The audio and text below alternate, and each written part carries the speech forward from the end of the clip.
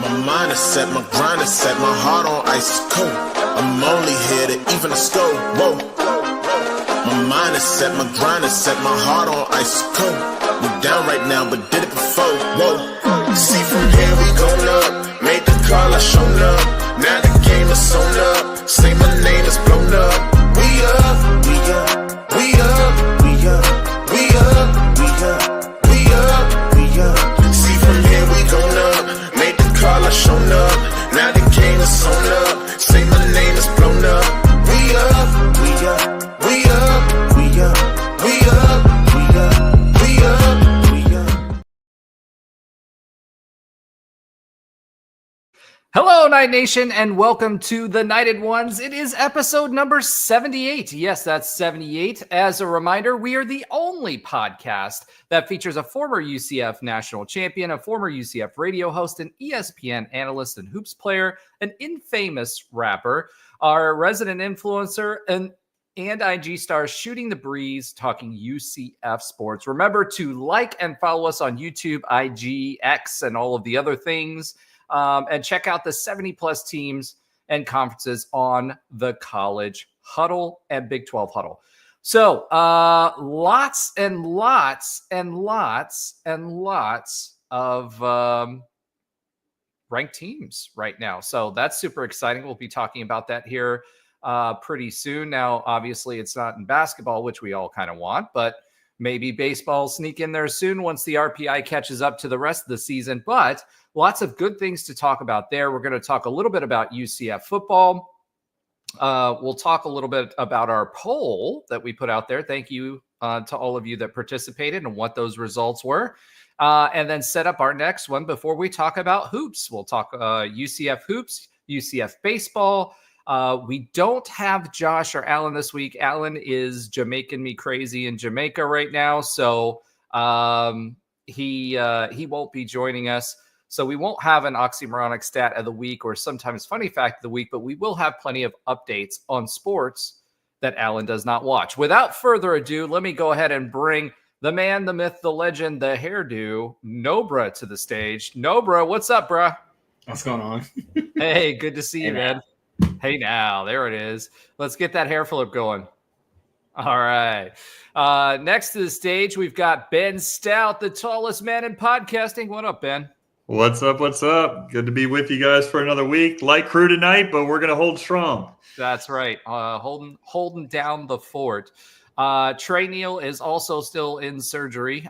So he was a 50-50 shot. Actually, he gave it a 60% shot, but it looks like the doctors need to do some extra cleanup on aisle 9. So we will not be having Trey tonight, but you do have the two of us in Nobra. So let's get right into it and talk a little UCF football. One of the things that happened this past week is that spring open practices were announced. They are announced for Saturday, April 5th.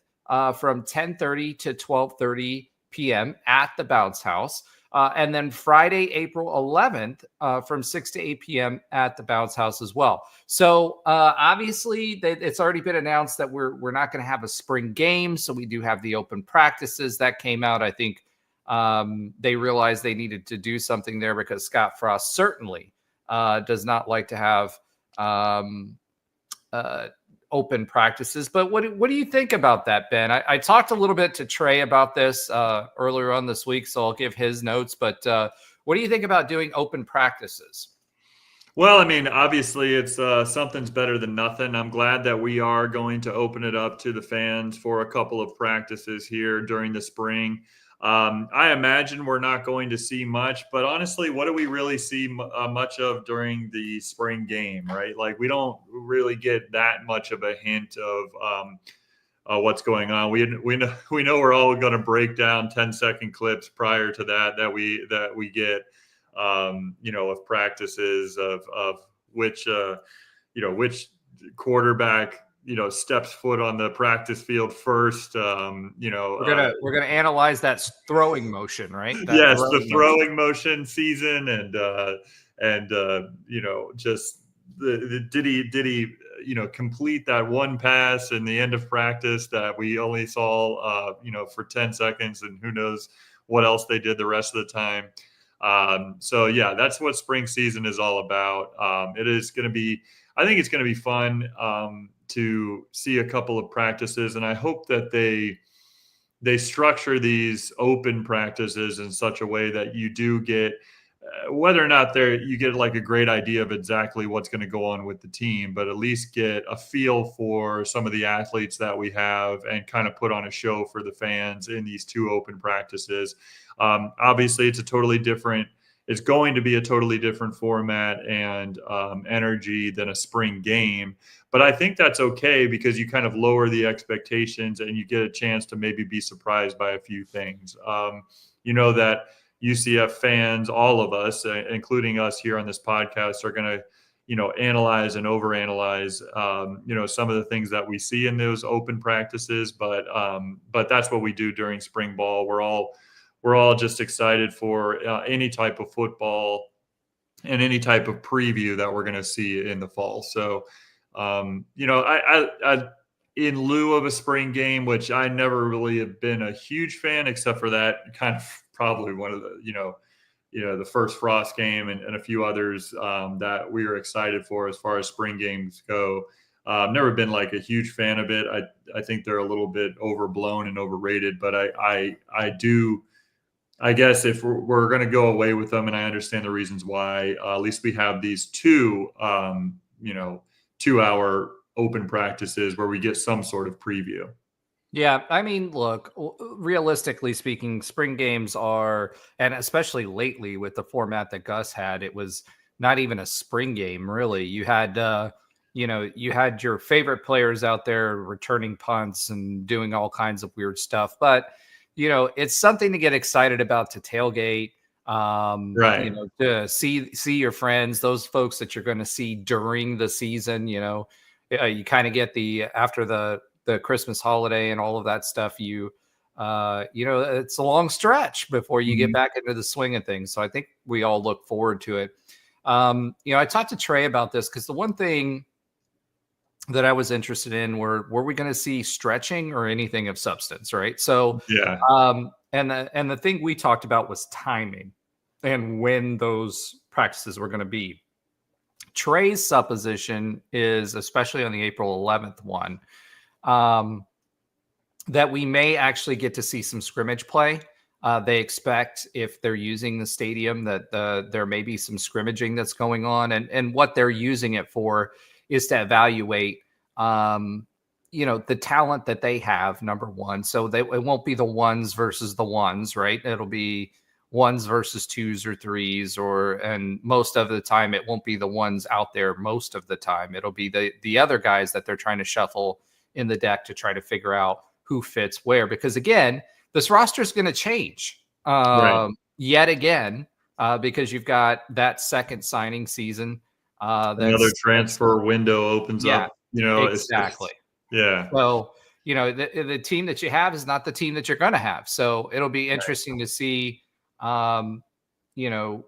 who's going to be out there, who's going to be playing. So there's still some value. And I do think you may see some scrimmaging out there. You may not, who knows? We hope that, they'll at least be able to sell hot dogs and Coke, like what, George O'Leary used to say, right? Every butt in a seat is a hot dog. So, we'll see what happens, but I don't know. For me, it's good to see that format again. For years since Frost, including Heupel, and then into the Malzahn era, we weren't able to see any practice. Even media wasn't allowed to stay. They saw the first, 10 minutes of stretching and running drills, and that was it. Maybe a couple of throwing drills here and there.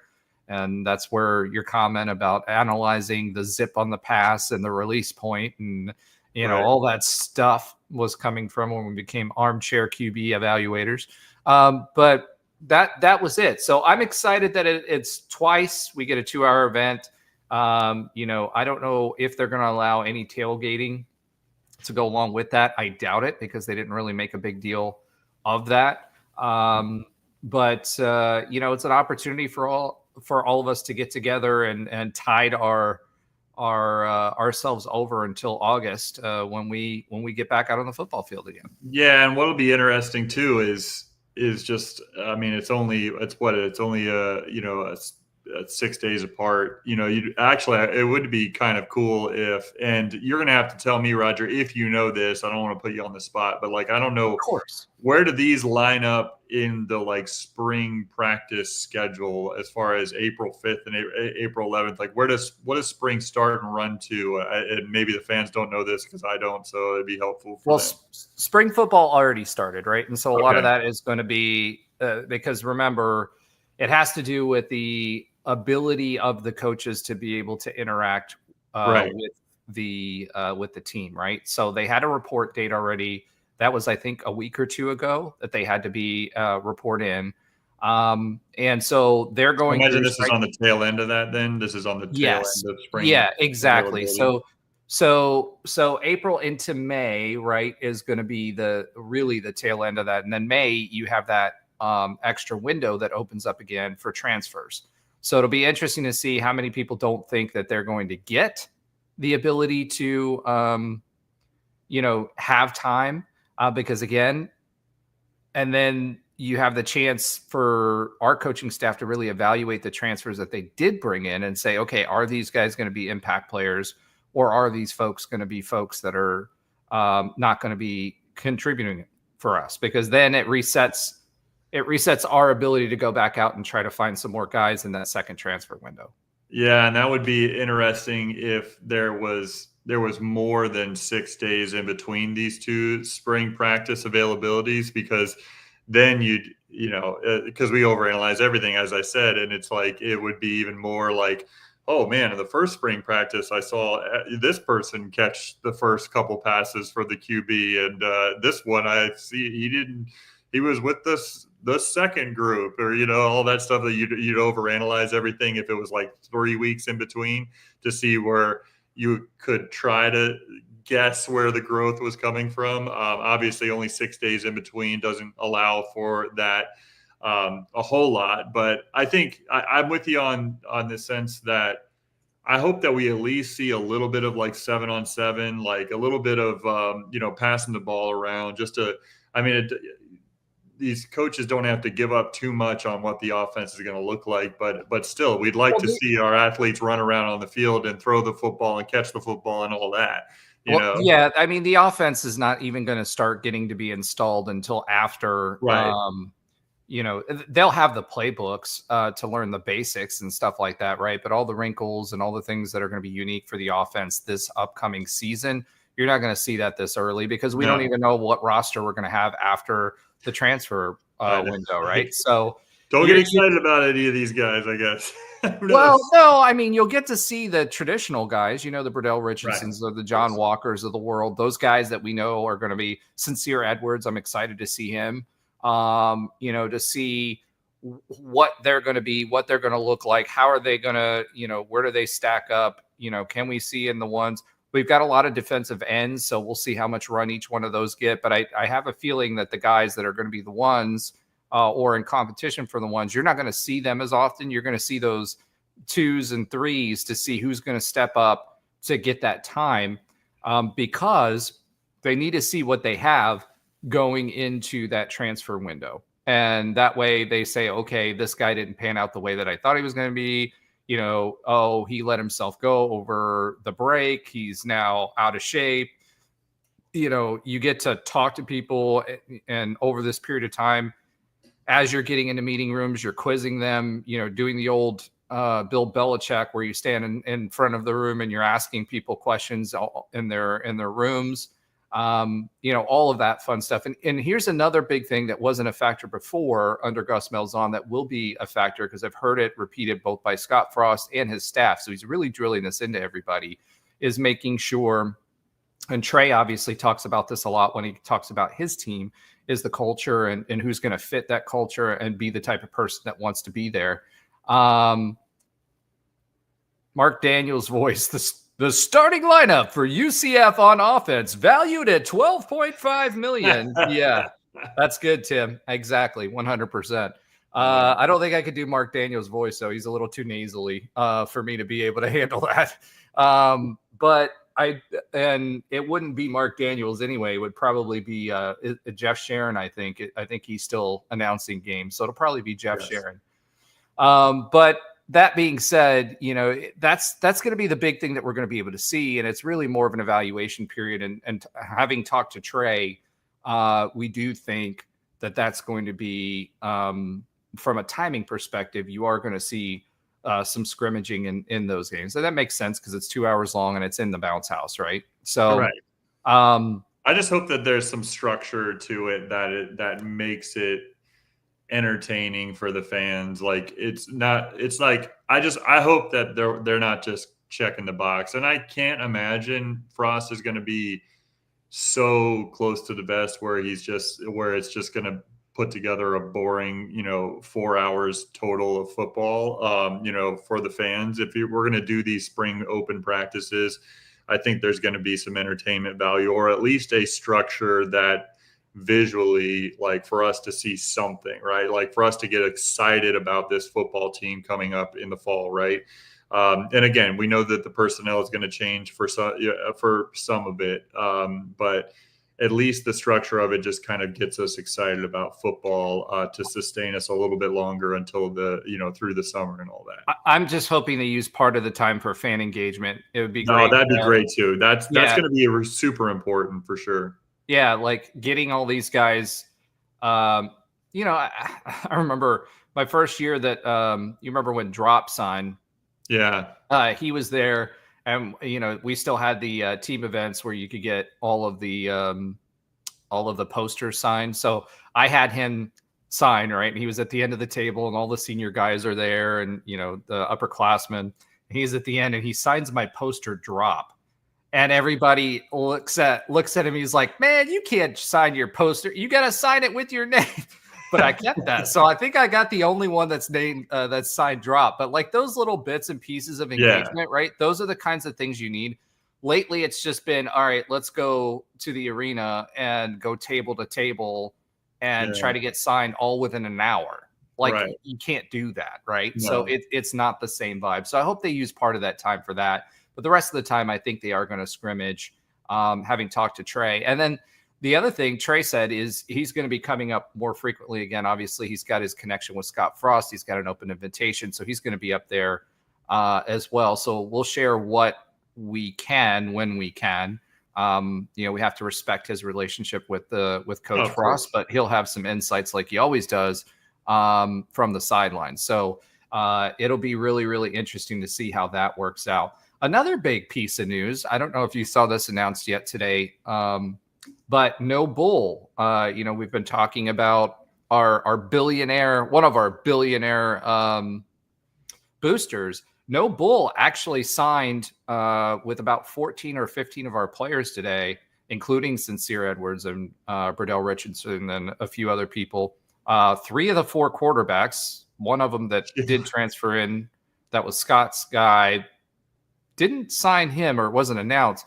But basically, they're sponsoring and doing a true NIL deal with these guys. So in addition to what we're going to be paying, and remember, if and when, which right now it's in limbo, that legislation changes for rev share, we are still going to have the ability for guys like Noble to do actual NIL deals. So how they were intended with appearances and things like that.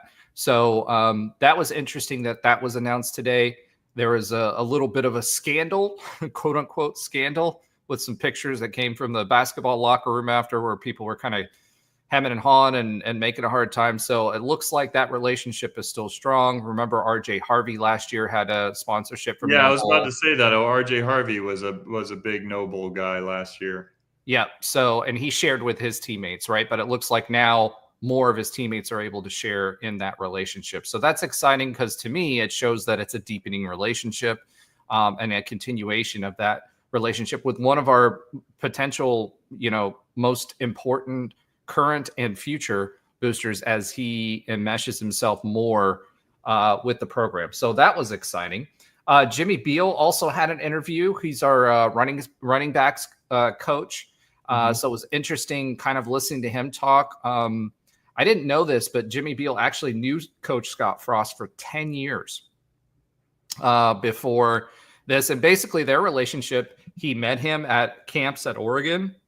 And when he met them at the camps at Oregon, he kept a relationship going, and they touch base periodically. And you hear some of these stories with some of the other folks where he didn't know them really well, but he kind of kept tabs on them, and they had mentor type relationships, which kind of works well there. He talked a lot about Miles Montgomery, right? So he was asked some questions about Miles and what his role was going to be in the running back room.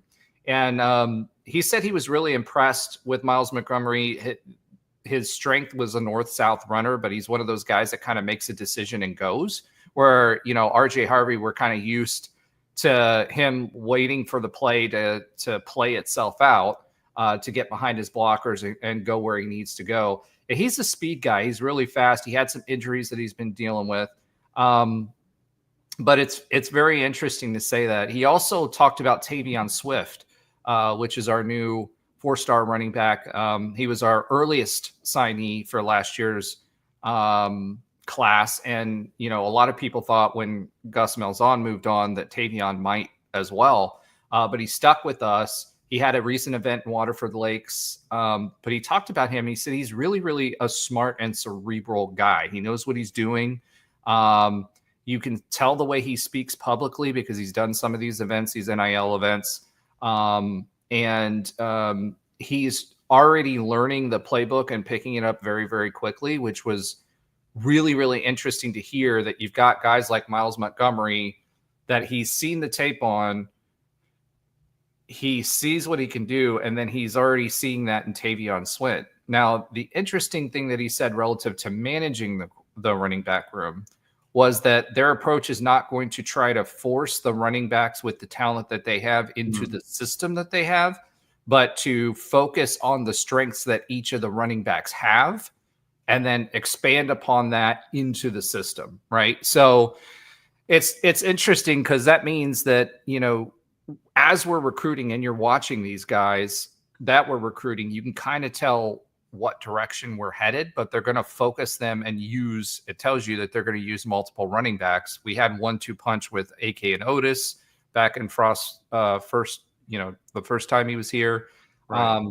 But I expect him to continue to do that. And it looks like we're really going to build players and not systems, and then modify the system around the players, if that makes any sense. Yeah, no, it does. And that's what we were used to those 2 years that Frost was here, is that we had explosive running backs, but you never knew which one of them was, going to break out at any given time. I mean, so Frost utilized multiple running backs, and I don't expect that to necessarily change here, especially with, when you lose a guy like RJ Harvey, who's a clear lead back. And when you lose a guy like that, but then you also saw flashes of really high level talent out of a guy like Miles Montgomery. Like every time he touched the ball last season, it just, when he was at full strength, it just seemed like he had a chance to break one. And so, and we saw that at Cincy too, because remember that he played at Cincy and he was the number 2 back. Tape for sure. Yeah, he was the number 2 back at Cincy, and I remember their number 1 back was highly touted, but then they brought him in, and he was leaning forward. He's quick. His burst is really, really fast. Yeah, so I'm fascinated with Tavion Swift. I just, everything that I hear about this kid, it just seems to be like the type of kid that not only gets it, like understands what it takes, what it's going to take for him to be successful as a Division I, college athlete. But he seems to bring this energy about him that, like, he seems to have this kind of, determination, and just the brief things that I keep hearing about him. Like, he just seems to be the type of player that's just never going to be, it's the wrong phrase to say never going to be satisfied, because that nowadays that implies something else. I mean, he seems like the type of player that's never going to be satisfied at his own, ability to get better. Let's put it that way. Like, he just seems like he's always going to try to be the best version of himself. And he seems like the type of person that could be, future leader in this program, because he already has been showing flashes of those traits, even coming out of high school, and some of the things that he's doing. Just interviews of people that have worked with him on that event that he had, it seems Well, if like you he's listen to him, yeah, just that's what I listen mean. to him Yeah, speak. I mean, he seems to be really mature for his age. And the other that's thing that I the really right way like to is say it. Yeah. is the hometown hero part of it, right? So Mhm. like we talk about this in recruiting, we talk a lot about keeping in Central Florida, but Tavion Swint has been one of those guys that like bleeds it, right? So he's Yeah. one of the guys that I could see staying here for 3 or 4 years. Now, obviously, you throw a bag, I mean, look at Lee Hunter. He made 1.3, I think, or 1.3 million to go play at Texas Tech next year, right? If you get thrown a bag, Tavion, I love you, man. I want you to stay here forever, but I'd never want you to turn down as a college running back $1.3 million to go play somewhere else. So if you get to that point, hey, and we can't match it, do what you got to do, bro. But like That he means is he did some really special things here as well. So exactly. I guess I wouldn't be too upset. But on that hometown hero front, I mean, we mentioned with the Noble, contract and everything for multiple players there. But it's just, and you mentioned it when you came to the spring game, the spring practices, I should say. But a guy that I feel like is going to be that, and he's really proven to be that, is John Walker. Like, we're just excited to see, have him back. And he seems to be the type of player, along with somebody who likes Swint, which, Gus leaves and he could easily have, said, everyone would have understood if he parted ways with the program. Same with John Walker. But those two guys, amongst others on our roster, but those two guys in particular, just for different reasons and different points of their career, they decided that they were going to stay here at UCF, their local, college, and around where they grew up, and they're going to get after it and make the name for themselves here. And I really appreciate that about John Walker in particular, and even Tavion Swint, that he was one of the first guys that came out and said, "I'm not going anywhere with my recruitment, and Have you heard I'm anything? sticking with UCF." Have you heard anything? I don't know if Jake got to play him, but have you heard anything from Jake from any of the camps or any of that kind of stuff?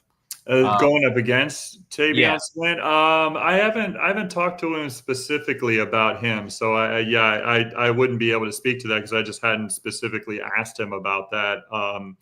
But yeah, he probably has gone up against him at some point in his high school career. And anytime you're trying to game plan for a special running back like that, it's definitely a full on effort. That's for sure. Yeah. Maybe at some point over family dinner or something, you can Yeah, ask I'll have him. to ask him about Say, hey, Tavion what do you Swint. think about this Tavion kid?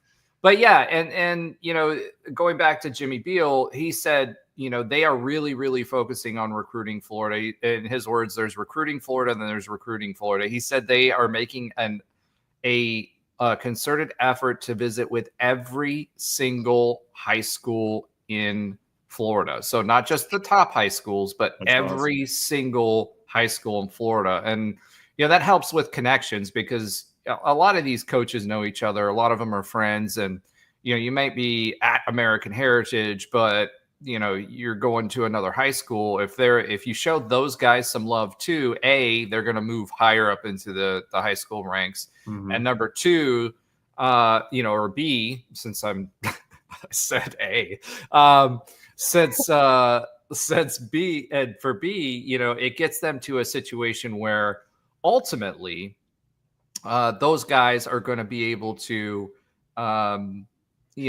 leverage those relationships where they're not stuck up and they don't feel like they're seeing those guys just because of XYZ. So, he also mentioned that, and we knew this from Trey's experience, but Coach Frost, he said it's unusual how approachable he is. So they really are focusing in on, and you hear each coach talk about this. We heard it the first time around, on making sure that football is this staff is there to support them, not just in football, but also in life.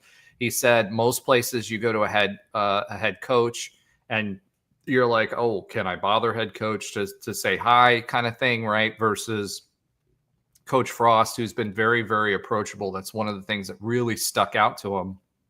And he feels like what they're doing is seeing results.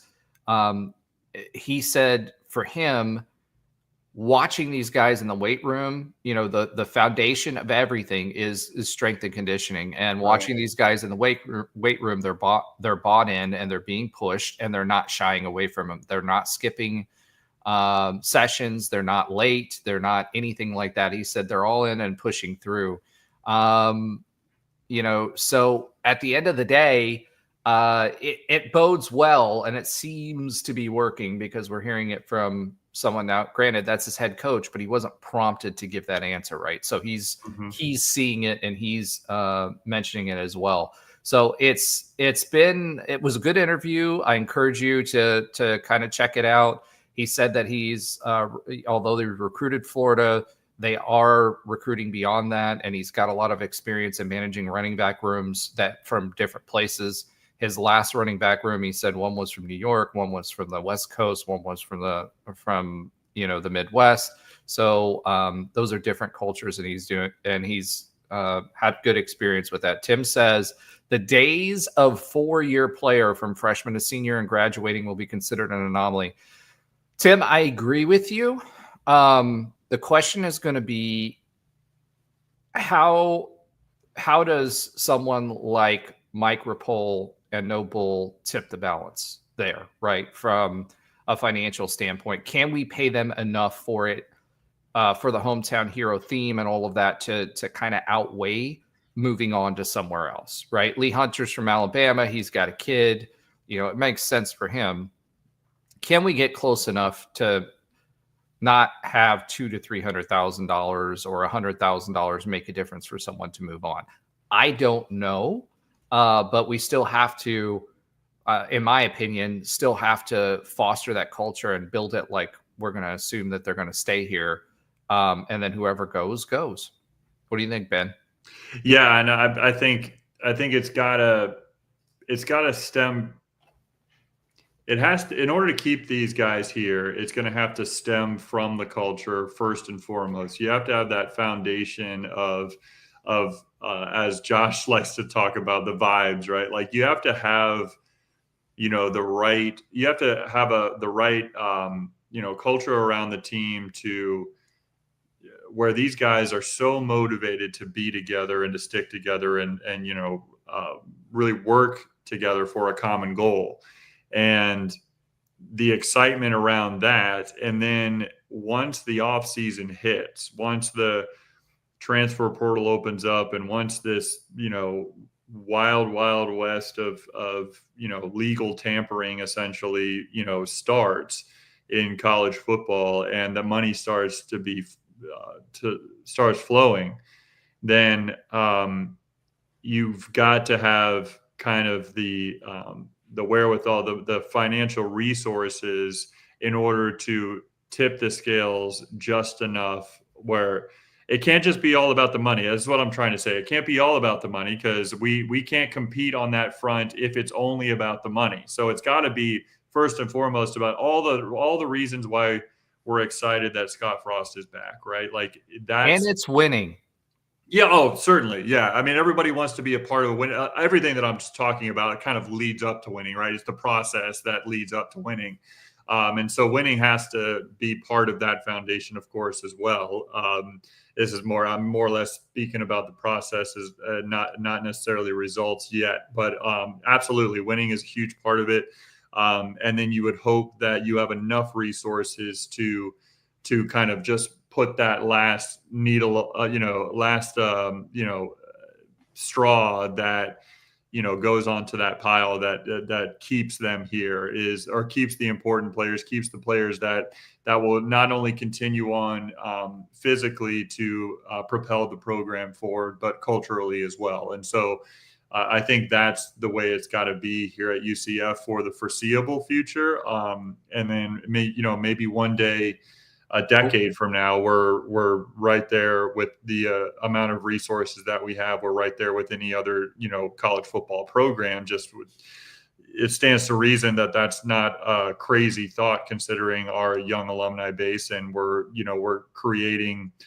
We have plenty of entrepreneurs that that are going to be created every day at UCF that 10 years from now will be on a level of some of the old money in the colleges that they have, including Roger Fitz. I'm hoping that's what I'm going that's the goal, right? And exactly, but that actually, I think you're a great example of that, Roger, because who knows what on like those who are at a great level right now, but 10 years from now, that whole base that continues to grow as far as, the amount of people that we graduate every year and the types of people that we're graduating every year. And that fan base continues to grow and grow and grow. And as long as you can keep them engaged as they progress in life, so does our program. And so it stands to reason just by sheer numbers alone that we're going to be at that financial level one day. But certainly for the foreseeable future, we have to lean on creating something special here that doesn't that's not necessarily about the money, and the money is just a good part of that as we start to allocate it. Well, I think, you have the opportunity with the hometown thing. If we start winning again, all these kids remember the Frost years, the first go round, right? Yeah, they were in like middle school and stuff like that. Yeah, like they were exactly. And there's the pride. Yeah. So if we're now in the power conferences, which we weren't before, right? If we have the ability to win, right? And you're creating a culture that makes it hard to leave, because again, there's ultimately going to be a business decision. Do you believe you can get to the NFL? If you can you do it at UCF?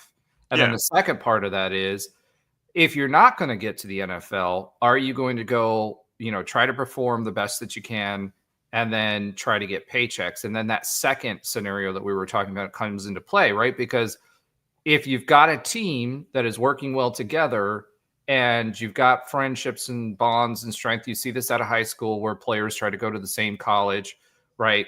That's going to keep them there too, or tip the balance if we need it to, if we can, because if you start over, you're just going to the team as a hired gun. Mm-hmm. Locker room dynamics are such that, especially in football, that the guys that have been there together and fought the wars together, they're going to insulate themselves, and you have to earn your way into that group, right? So your experience in college is a big part of that too. So if you believe in the head coach and they're sticking around, you have a team that you've overcome stuff with and you've got really, really close bonds with, it's going to make it a lot harder on guys to leave. And then, we're not going to win when we can offer somebody $350,000 and they can get $1.3 million at Texas Tech. But then the flip side of that is you've already made the decision probably that you're not going to go to the NFL, because the people that are offering $1.3 million or $2 million for UCF athletes are also the people that are doing poorly and have a bag that they can try to move up quickly, right? Sure. So, we'll see what happens. But at the end of the day, I think it's a combo of both, and if not, it's a value add. But right now for Tavion Swint, everything that he's said makes you believe that he's going to stick around and he's here for the right reasons. Now, one other thing that'll kind of dovetail, and we'll get back to this a little bit later on in our poll, but the Houston Space game was moved to a Friday night. Traditionally, it's been a Saturday night. What do you think about this? Do you think it's going to impact things? They said it was so that we could be featured on a better broadcast channel, right?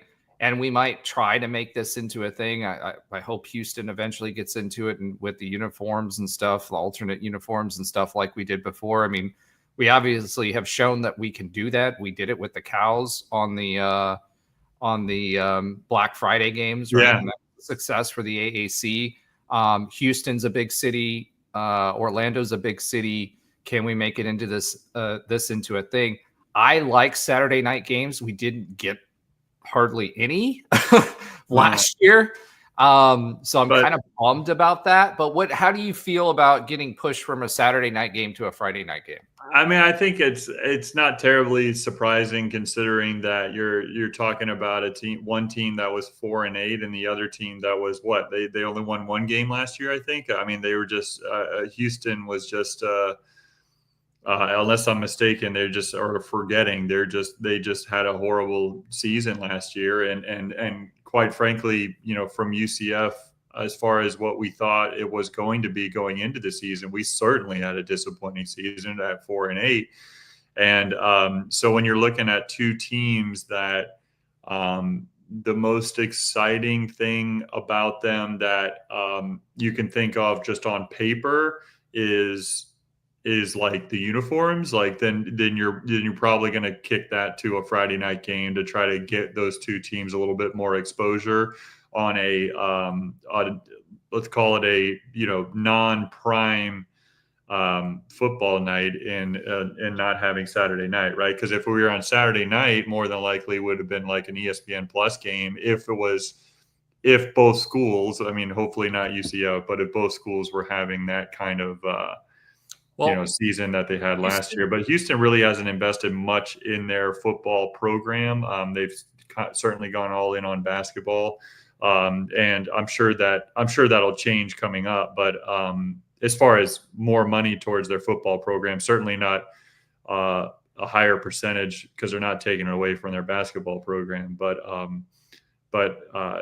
yeah, I mean, I think that's certainly going to be more investment coming up, and they've been able to pull highly rated recruits in the past. But Houston hasn't done much in football over the last few seasons, and quite frankly, neither have we. So I don't blame them for shifting it to a Friday night game, and hopefully, is it? And this is just I just lost this out of my head. Is Houston always going to be the space game from now on because of the background of both? They're colleges? trying to build it into that, yes, yeah. as a conference rival. And let me say this: Houston actually was higher in the ending standings last year than we were. We were both 4-8. They were 4-8 as well. Okay, I thought they only won one game. Yeah, they were 4-8, but did better in conference. They were 3-6 in conference, which means they only won one out of conference game. Whereas we were 2-7. Now we had a lot of close games, but they did have wins last year against Rice. Then they got beat by Cincinnati 34-0, right? Then they beat TCU 30-19, and TCU was schizophrenic last year. Yeah. Then they beat Utah 17-14. Then they turned around and beat Kansas State 24-19. And that was it. Wild. You forget how weird the Big 12 was last year for football. Yeah, TCU was schizophrenic. Here's the thing. Houston had a really good defense last year. They had an anemic offense last year. Yeah. So the games that they won off of their defense. They should bring the core back for that defense. So it'll be interesting to see what happens and how far into form our offense has evolved by the time that we play them, because that'll be a November game. But it will be interesting. I think from an experience side, I'd rather have it on a Saturday night, but if it gets us more exposure, I guess that's what we have to do, because it sounds like it would have been relegated to like an ESPN Plus game or something otherwise, and the conference is trying to build it up as a rivalry game, and I think that's what you're seeing. And that's the part I like about it too. It's going to be on a better network more than likely. It won't be relegated to another network because the Saturday night game.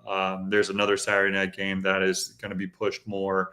So I think that part of it, even if it's in November, it's kind of I don't want to call it a guarantee, but the fact that it is on Friday night is almost a guarantee that we won't get booted to ESPN Plus if one of those teams, hopefully not us, but if one of those teams, isn't improved over last season, and because we better be improved over last season. I think last season we had a good enough team. We didn't have a good enough coaching, and going back to something that we were talking about on the running back interview that Jimmy Beal said, and I was talking to Trey about this past week about this, is that we ran out of gas in the fourth quarter, And one of the Oh, things yeah. that came out after all of this was said and done was that the strength and conditioning, Gus at the time, one of the benefits to the players was he said he wasn't going to push them on strength and conditioning. The strength and conditioning coach parted ways because Gus wouldn't let him push the players. One of the best in the business that came from K-State that we were all excited about at the time. And you saw the results on the field. And without that strength and conditioning, one of the things that Frost did, O'Leary really built strength. And what Frost did was he took the conditioning part and added it to it. And, you need to be able to run and have the aerobic build up and balance that so that you optimize it so you can play all 4 quarters at the highest level and not get worn out. And that was not what was happening last year. No, yeah, you're right about that. It's just I think that attitude by Gus was one of the toughest things to deal with as a fan, because you're right. I mean, we faded so many times in the fourth quarter. It seemed like they were just waiting, part of that was the fading, but as fans, when you're watching it, you're just kind of like so tight, waiting for the downfall to happen. And certainly it stands to reason, looking back on it with the benefit of hindsight, that strength and conditioning wasn't there, where they did fade in multiple ways in the fourth quarter. And it was frustrating as a fan base to see that and then get that confirmation later on, after the season's over, that there wasn't a whole lot of pushing there. And then, quite frankly, like the pushing wasn't happening. It almost seemed like, I don't want to look back too much, but it's almost like, from the KJ Jefferson standpoint of like all the rumors of him not knowing the playbook and all that, it seems like there was no pushing there at all, right? Like there's no accountability. He was selling the stars. He wasn't he wasn't pushing and the accountability wasn't there and the culture wasn't there and all the things we just spent a lot of time talking about on the recruiting stuff, right? Yeah. So with that being said, let's go ahead and move on to our next segment. And, the new segment that we started, the poll of the week. This is our second week doing this. And last week, we asked Night Nation, now that things had kind of died down, whether the administration at UCF, if they felt that the administration at UCF was out of touch with the fan base and misunderstood or did not understand the fan base. And so we had a result of 90, a lot more participation this week, which was great. Let's keep that going, keep sharing it. 90.2% of the respondents said that they felt UCF was out of touch with the fan base. Now, obviously, DeSalvo and his team and his creative team, that's one of the stalwarts that kind of have stayed here year over year, and I think he's still good. Jimmy obviously is still good, but the fan base truly feels like the admin is out of touch. And that was our point last week as well. Not last year, last week, but the continuous things over and over again. And one additional thing, which we'll talk about when we get to the hoops segment, might also reinforce that as well. So 90.2%. So I think it kind of reinforces what we were saying last week. What do you think, Ben? Yeah, I mean, he has Terry Mahajer has he has stubbed his toe numerous times, since he's been here. I think he lost a little shine as the Gus, era came to a close there. And then all of a sudden he had a couple of great months in a row. I mean, the fact, whether he deserves the credit for it or Gus, completely initiated it, like the fact that we didn't have to buy out Gus was a huge plus in Terry Mahajer's, a big feather in his cap, right? Like, that we didn't have to lose that amount of money to buy Gus out. And then on top of that, obviously going about, I thought the fan base in particular, certainly this is the way I felt. I thought the process of hiring Scott Frost, I thought he went about that relatively well. where it did seem, from the outsiders looking in, it was, a little bit chaotic at first, but, kind of as more and more came out about that process, it seemed like he gained a lot of, great standing with the fan base. But then, like a lot of people in the public eye tend to do, they tend to step on their message or stub their toe. And obviously the email, the ticket gate, or whatever you want to call it, right? Like it's just something that a big time program, but especially at a program that is like UCF. Like we are a very unique fan base with the youth of our fan base, with the kind of chip on our shoulder kind of attitude that we have coming from the AAC, and always trying to be striving to grow at our national standings, and the fans that were included in that email, being lumped in with, I guess, an unintentionally lumped in with a group of people like ticket brokers and things like that I'm not trying so to vet out. convinced. Like I'm not convinced that they weren't intentionally included. The problem with it is the messaging that went with it. If the messaging would have been softer, think about it. Okay, so in your business, right, Ben, if you sent out an email to all of your clients, your active clients, right, and use that accusatory language, I don't think you would ever do that. No, I don't think, of course not. No other business would you be able to do that. I certainly couldn't do it at any of mine, right? Right. So I think that's where he really stubbed his toe, and then not coming out and adamantly apologize. But I don't want to rehash that because we've had a whole episode about it, right? We talked about it last week. But Tim said fans are just bored right now. Terry could have dropped the Epstein list and someone would feel not listened to, which is hilarious, Tim. But I will say this, for me, I think what it is, honestly, with Terry is that it's a continuous stubbing of the toe. Yeah. It's not, why isn't he learning? One incident, right? It's the, hey, the G5 reference of what was it? FAMU or FIU or FAU or FIU reference in his opening. He just doesn't seem to understand that we're, yes, in the pecking order of the P5, we're not the top of the P5, right? We all get that. Right. But what are you doing and what are you communicating that's pushing us there, right? Not bowing down for the 2-1 or 1-1 or whatever he said it was for the scheduling thing, right? That's that disconnect. UCF fans don't want that. Right. They don't want that. We want to be the challenger brand. In order for us to be the challenger brand, you have to challenge the norms. And that's why we liked Danny White. Now, again, he's following Danny White. You see what he's doing at Tennessee. It's one of the best ADs in the country, right?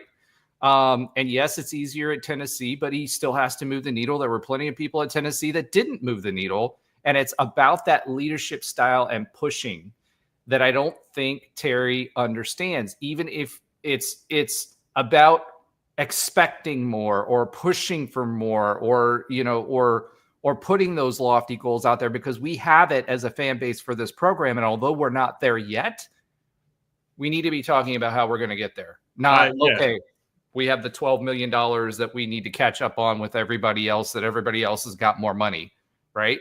It's messaging just sucks. Whoever his PR person is. And I think that's what I was thinking. It's like, we can, no one's feeling sorry for Terry Mohajir because he followed Danny White, but because the reality is you did follow a guy in Danny White who, I think one of Danny White's biggest strengths is that he was extremely sophisticated in how he could enter any room and make everybody in that room feel like he knew how to speak on their level, he knew how to talk to them, knew how where he could talk to the top, billionaire CEOs in a certain way, and be completely genuine in that conversation, and then talk to, guys like me at just, alumni of the school that, talk about any topic involving UCF athletics, and make sure that both of those groups genuinely felt like that conversation was important to him. And I think that while Terry Mahajer means well, and I don't think that he necessarily is I don't want to call him like an ingenuous person, because I don't think that he is, but I think that he lacks sophistication to be in the role that he is. He lacks a certain level of sophistication to be in the role that he is. And that has, not only been an observation from the fan base, but I think it's been an observation of people who I know have been in the room with them on certain negotiation type things that are very serious and involve a lot of money. And they're a different conversation than, hey, I'd like to just win more football games, Well, or like, let's just talk about some more recent examples. The Ted Roof thing, right? Pay the man his money. You're going to pay more in legal fees, and he's going to end up winning anyway. What's the point? Just and pay I know the that man his money. Exactly, and that's such a great example too, because like, and I didn't really get a chance to talk about Ticketgate last week, so I don't want to hatch it too much, because I know we talked about the whole episode. But like, I feel like at the end of the day, like, what were you even sending that email out for? You were just trying to get like a little bit more in ticket fees if they resold their tickets on Ticketmaster. Like, is that a hill that you want to die on? Like the repercussions. I don't think it's that. I think it's more, hey, we feel like we have a ticket list here that we can then, bridge a gap. Because, okay, I mean, here's the reality of it. The people that show up to the games and will pay the money for the tickets instead of just watching on TV, those are your most likely people to donate, right? So do you want to get them into the stadium and more ingrained in it and whatever? I know, but how, like, from a former football player, how does he not know that, actually, let me put it this way. It showed that he does not understand what the UCF fan is. And as a guy that has been around the program for going on 25 years now, and both of us have, it's just like, we understand what UCF fans are. We understand what Orlando sports fans are, and what Orlando sports fans are. And I don't care who I offend to this, because it's the dang truth. I'm an Orlando sports fan. I'm a UCF alumni. I'm a UCF sports fan. And the fact of the matter is, there is too much going on in this city that if you're not winning, we just don't care as much as other schools. Trey's talked about it a million times. Trey has talked about it a bunch at Nebraska. Like, what's the motivation when you're losing every game and the stadium is still sold out? There's a waiting list a mile long. That doesn't happen in Orlando. What happens is you have to win consistently in order to gain the attention of the Orlando fan base. And like, it almost seems like from a lot of the, missteps that Terry Mahajer has made, it has shown that more than anything else, I think, is the lack of understanding of what the Orlando fan base is, what the UCF fan base is. And the UCF fan base is somebody who's a season ticket holder. When we're winning and you can't make it to a game, you can sell the tickets for 3 times face value. When we're not winning, you can't give them away. Well, and that's especially true, right? When you've given people the vehicle to sell said tickets, and you're getting a fee off of that too, and generating revenue off of that too, and Ticketmaster, right? So, but like the bottom line, that's what he's going after. He's going after the like $5 fees, like $15 fees. It's like, come on, guys. That's not what we're going to look at right now. That shouldn't be the hill you're trying to die on. Especially not after a 4-8 season. People are getting moved around because of the stadium construction. Like, you're losing parking. All those things are happening right now. So it was just not smart. And then even if you were going to do it, change the messaging. It's not just us that's doing this kind of stuff, right? Who looked at but at the end of the day, my problem with Terry Mohajir, the way Danny motivated the UCF fan base was not crying what we didn't have. He talked about what we wanted to aspire to, and that's the part I think that he's missing on the messaging. The way to motivate us is not saying, "Hey, we don't have this, so we can't compete." It's we need this. How do we get there? This is my path forward. If everybody does this, and then engage that positivity, that's where you're going to motivate people to join in. Tim says you have to make UCF into as the only thing in town, in a town where there are a ton of things to do. I think from football perspective, it can be, and there's a core group of football. We have people that are season ticket holders that are not from here, didn't go to college here. A lot of our big donors didn't go here. They're not from here, but they live here, right? So you absolutely can do that. The challenge is you're in this precipice where you're trying to grow the fan base, but at the same time, you don't have the stability yet, right? And you're not winning games, and you've got to understand the messaging. And that to me is where Terry Mohajir loses that. And even the decisions that he's making and the way he's trying to message around them, even the decisions like taking a 1-1-1 with Florida or whatever you want to call it, which was really a 2-1. You don't do that.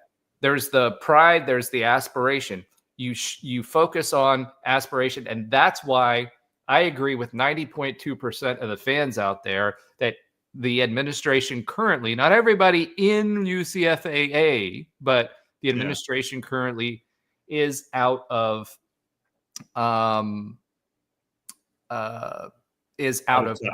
right? So, and then the last thing to your point, Ben, Danny's ability was not just because he naturally had an uncanny ability to do that. At the time, his team would go out and poll people from all over the fan base, not just about topics before he spoke on them. So they would go out and engage with the average fan, the one that isn't donating. They would engage with the shareholders. Whereas everything that Terry is focusing on right now is the shareholders, which is important, but they are not the majority of your fan base. So that's that. Tim says, think about it. UCF football games or Ripley's, believe it or not, UCF football game every day of the week. All right. So for this week's poll, let's go ahead and talk about what that's going to be.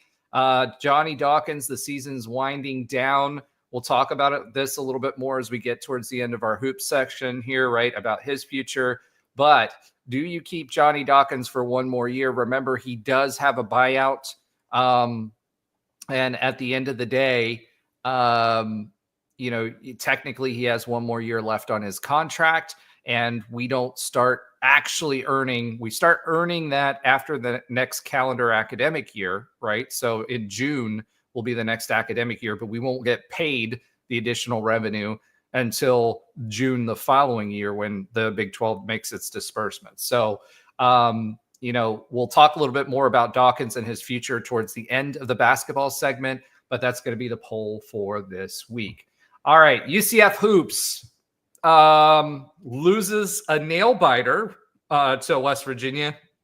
It wasn't a nail biter to start with, and in the first half for sure. Yeah, it was funny because I went back and looked at the stats after the game because it was a 2-point game with 2 minutes left. So UCF clawed its way back, but when you go back and look at the box score, the crazy thing for me was that we outscored West Virginia 40-25 in the second half. Darius Johnson had a monster, absolute monster game this game.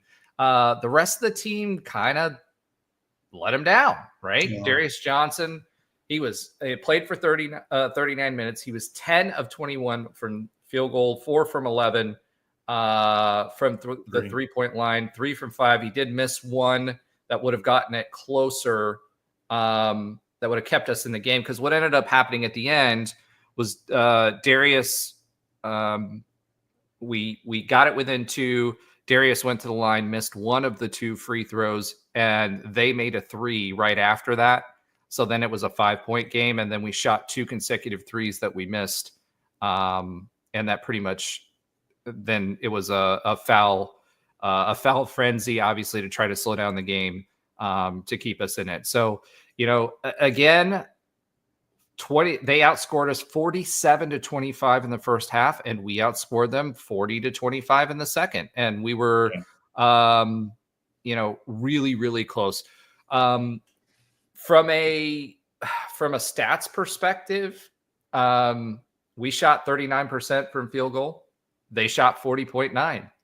3-point percent, we shot 32. They shot 32.4. Very even game, yeah. Yeah. Free throw percentage, we had an off game. We normally shoot around 80%. We shot 64.7 versus 60 for them. Rebounds were close, 39-44.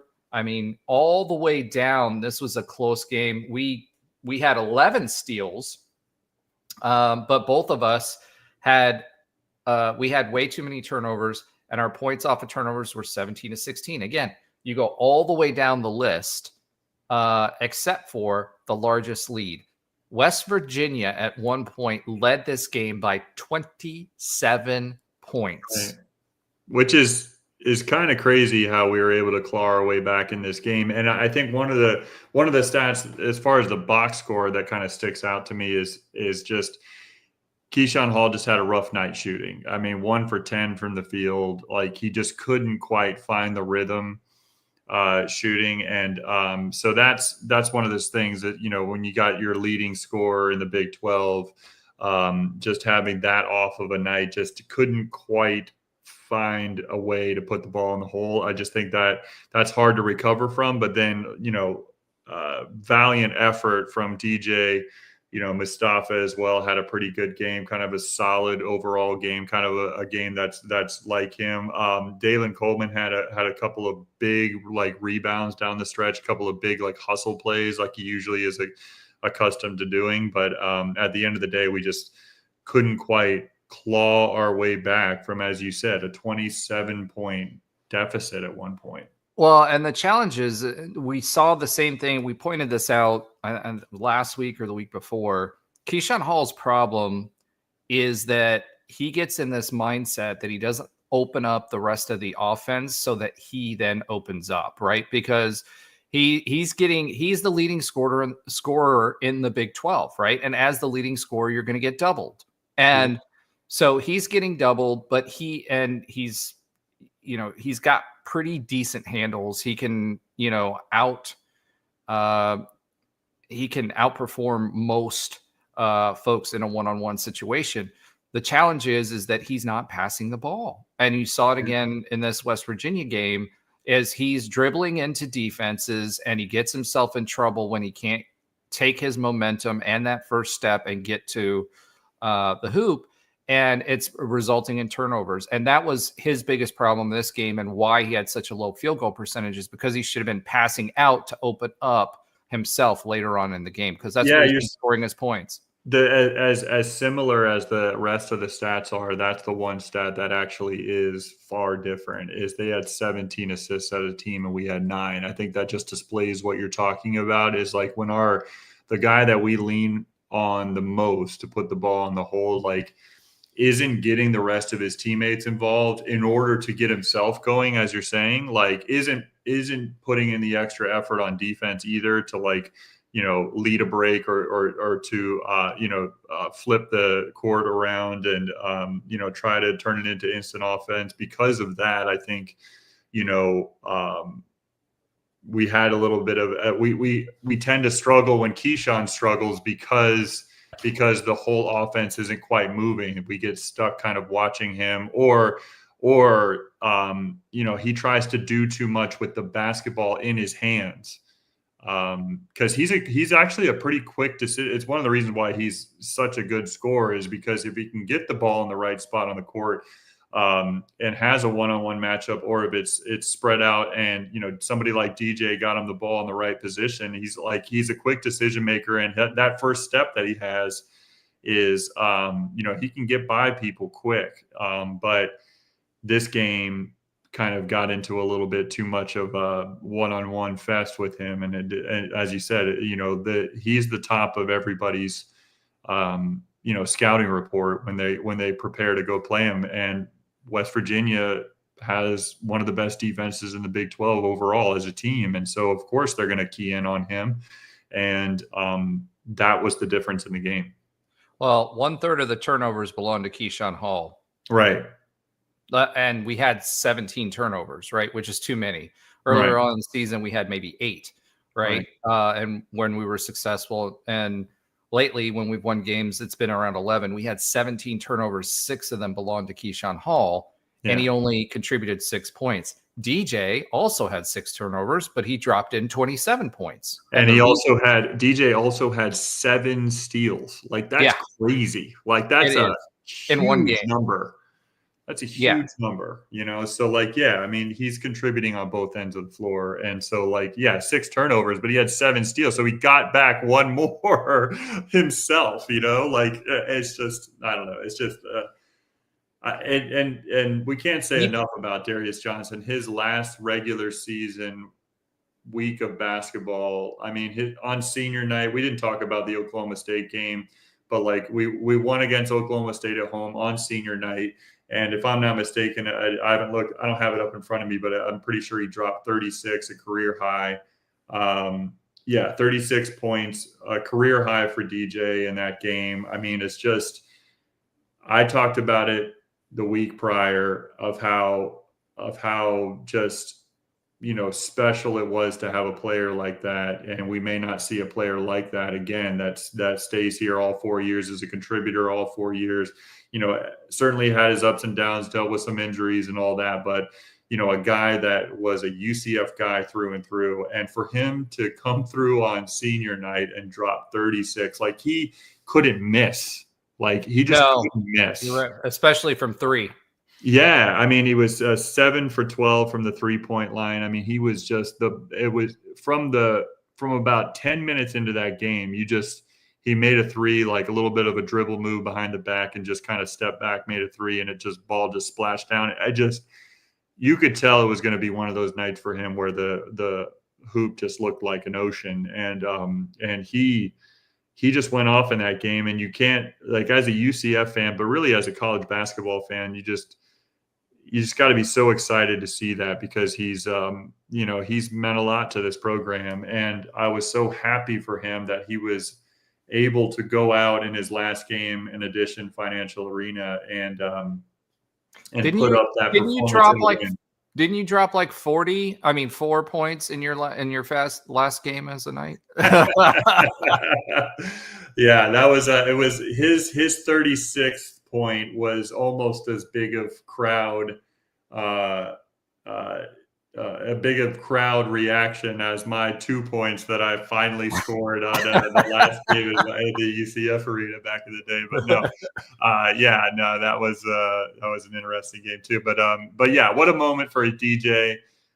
Super happy for him, and he carried that into the game at West Virginia, and quite frankly, like, who knows what he can come through with this week as his kind of last hurrah in March in a UCF uniform, and hopefully it's just a preview. This past week was a preview of thing to come, because DJ is playing at a very high level right now. Yep. So as we talk about that, we're entering into the Big 12 conference championship. We talked all season about the potential for us to make the tournament as at large. That door is pretty much closed at this point. So we either have to win the the tournament, which is going to be very difficult. I won't say impossible, because there's a minuscule chance. Sure. But I wouldn't bet on it.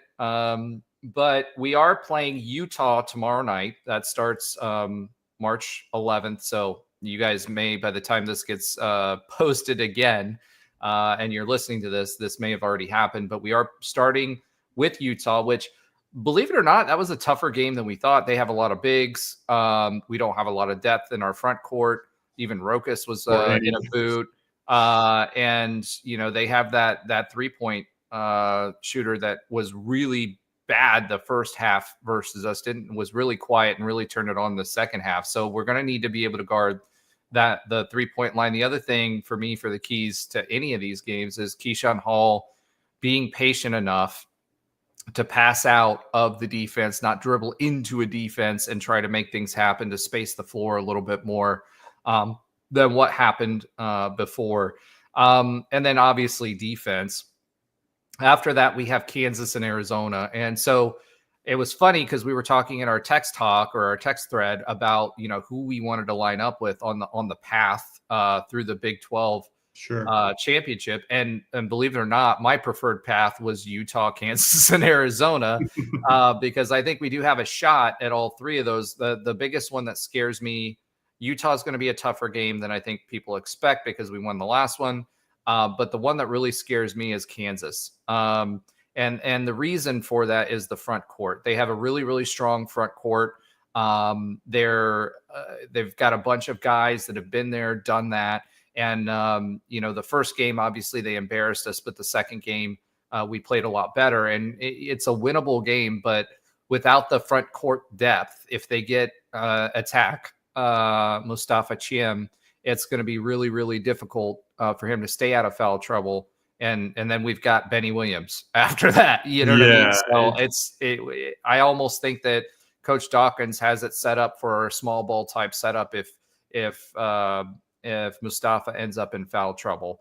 And I think he would kind of have to do that to combat the front court that either Kansas or Utah has if we run into foul trouble with Mustafa. So, and you got to think that's the game plan for these teams, right? Like, I mean, because if it's obvious enough for us to see it, like, I mean, there's just no way. Why wouldn't you just go straight at Mustafa from the tip, from tip off? Like, because you get him out of the game, you win the game. You almost like guarantee that you win the game because, especially in Kansas's case, I mean, with the bigs that they have and Dickinson and others, like if you can take him out, like you've got nobody that can guard them in the middle. Like Benny Williams can try his best, but he's just not at that size where he can be able to be a difference maker down low. And he's a stretch four. Yeah, he's a stretch four. He doesn't want to, like, he can sky up and block a shot now and then in transition, especially, but he's not the type to guard a post player at the level of Hunter Dickinson, who's just got that, it's got a huge advantage on him in both height and weight, and he's going to back him down and he's going to score on him. I mean, it was evident, and I've talked about it numerous times since, but it was evident in the first game at home against Kansas when, the game was I think it was a 2-point game or a 3-point game, and Mustafa Chiem goes down with his third foul or second foul in the first half, and Hunter Dickinson went on a 12-0 run on his own.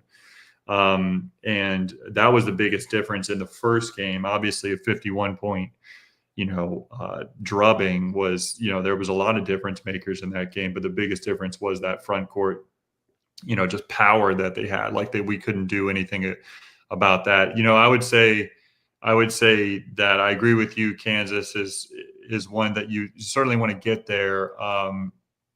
You can't let Madsen on Utah get hot. I think we have enough firepower, even with some height differences, and so they're big men. While there's two of them, and they can contribute. They're not obviously as scary as the Kansas front court. I think we can overcome that with a little bit better team defense overall.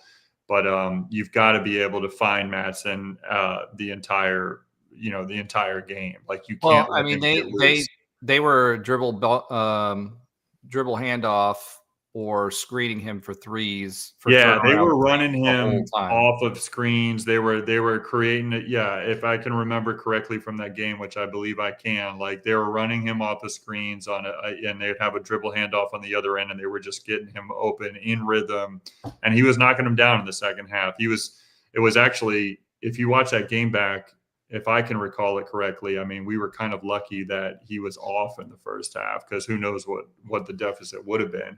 But obviously we were enough to have a 1-point lead and a half in that game. And then we just controlled the game enough in the second half. And if I'm not mistaken, that was one of Mustafa's best games of the season too. He had 18 points, 9 rebounds. He had a couple blocks.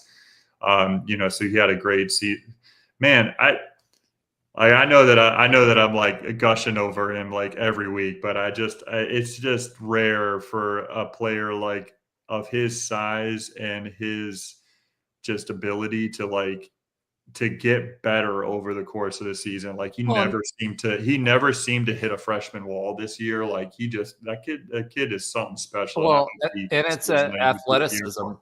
right? For Yeah, that size, you typically don't get that. I mean, we've had good luck with big men. I mean, we've had good coaching for big men too. The agreed. thing that scares me a little bit if we do decide to go small ball is that we don't have as many options there.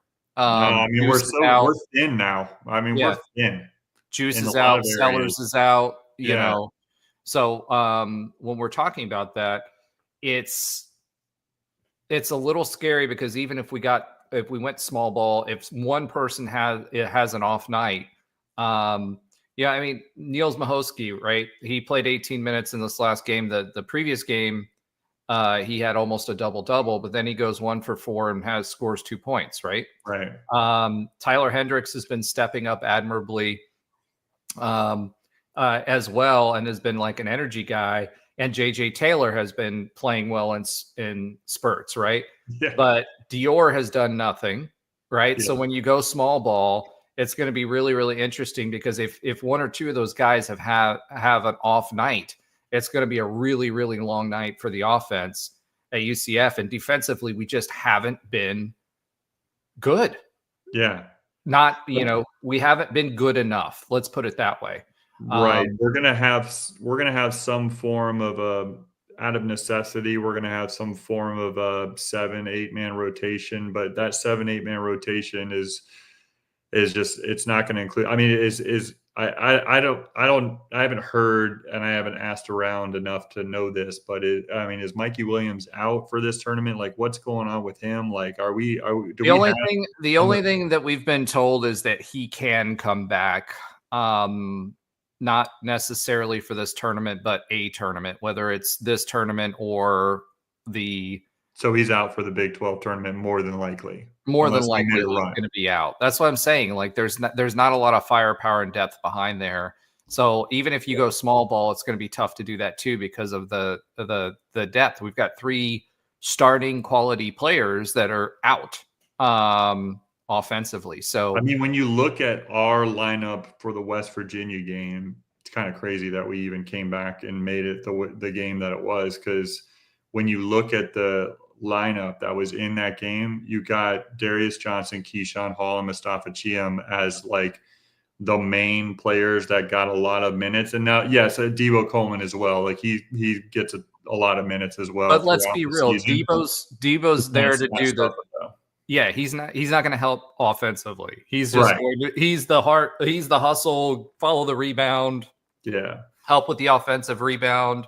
Yeah, he's kind of the energy guy, and he's a little bit of a glue guy, but yeah, I mean, as far as the people that you're going to rely on to put the ball in the hole, I mean, you got 3 guys on this team, and that's and one of them who may be in foul trouble midway through the game, and one of them that may be in foul trouble midway through the game. So you're right. Like, really tough. Of the 3 difference makers, you got like, if you lose Chiam especially, you're just like done. But even if you lose Darius, it's like, who's bringing the ball up the court and like managing the team the way he can on the court. Like, we need all 3 of those guys to play like 35, 36, 40 minutes in these games. And if you're talking about trying to win 5 games in 5 days, I don't think that's sustainable. But you got to take it one game at a time, one half at a time, one play at a time.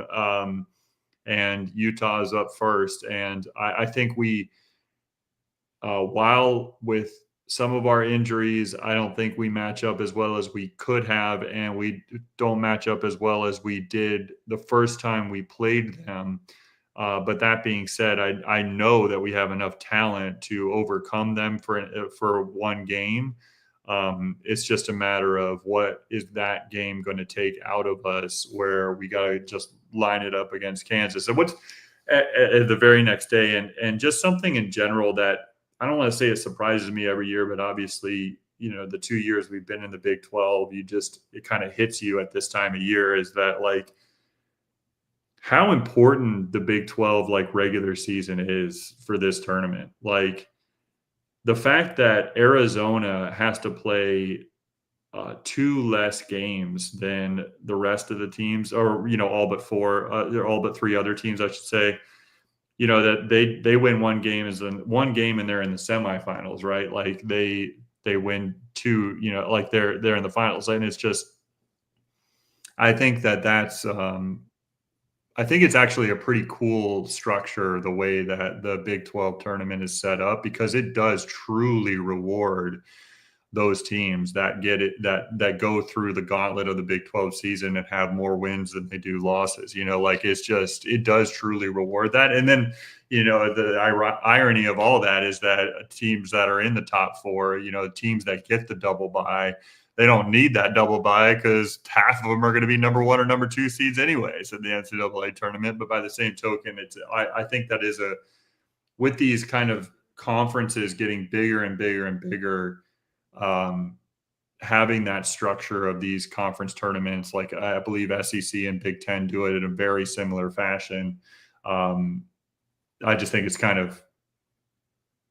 interesting to me because it really does set up and reward those who have a good regular season because they deserve it. Yeah. So, the big thing there to me is, I think for a game like Kansas where, they're coming in cold and we coming in playing the previous night, I think it's actually an advantage for us. But then once you get to like the Arizona, you've got 2 Right. games under your belt in 2 days, you're wore out. You're like, it's gonna be tough. Let's go ahead. Even for the Kansas game, it's kind of how did that Utah game go, right? Like that's kind of the thing. Like I agree with you. I like the fact that we're going to have a game under our belt and kind of get into the groove of the tournament. If we were to beat Utah and go on to Kansas, and they're still kind of limping into the conference tournament. Kansas had a disappointing year by their standards, for sure.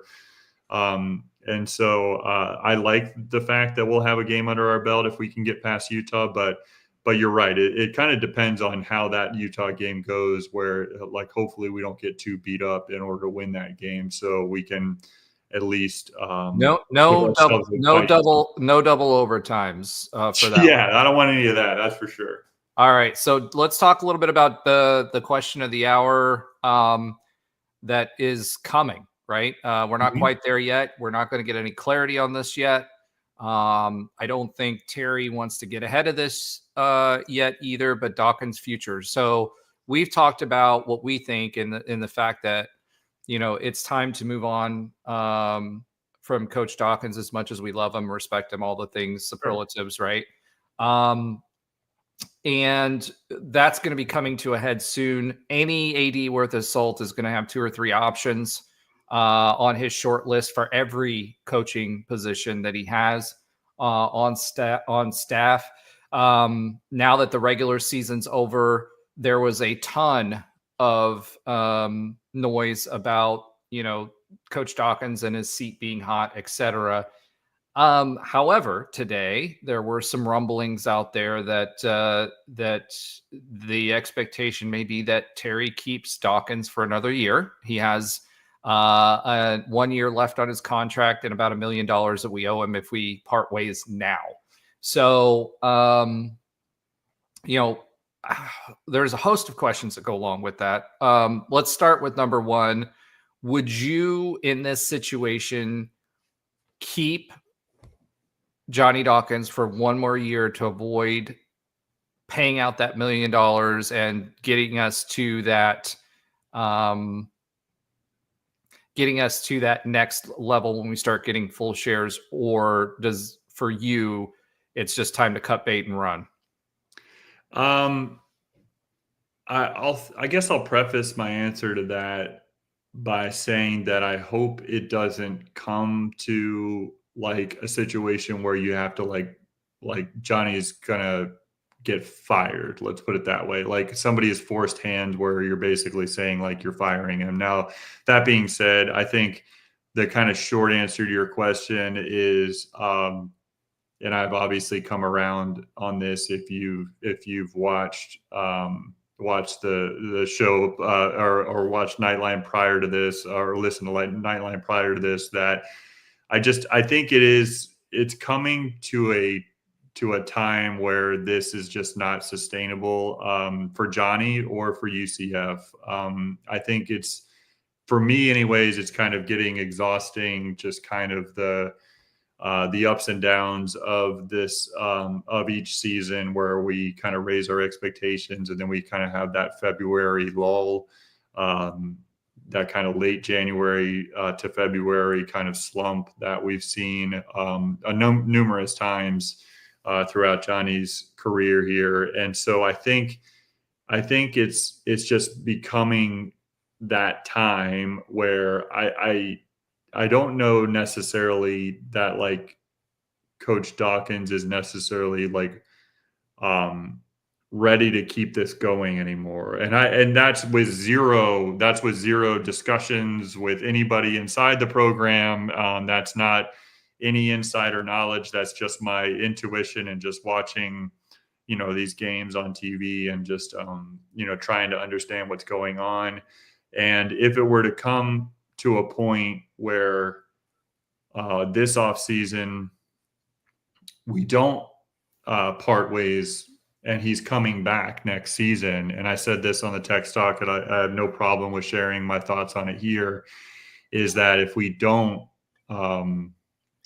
bring him back next season, and for whatever those reasons are, and some of those can be behind closed doors. It could be as simple as we want to keep Mustafa Chiam in a UCF uniform, and for some reason Johnny Dawkins is the key to doing that, which, by the way, I wouldn't have an issue with on that. I think there has to be some sort of statement made where you can't, and I've come around on this since last season, you can't have him go into this last season of this contract and just kind of without any type of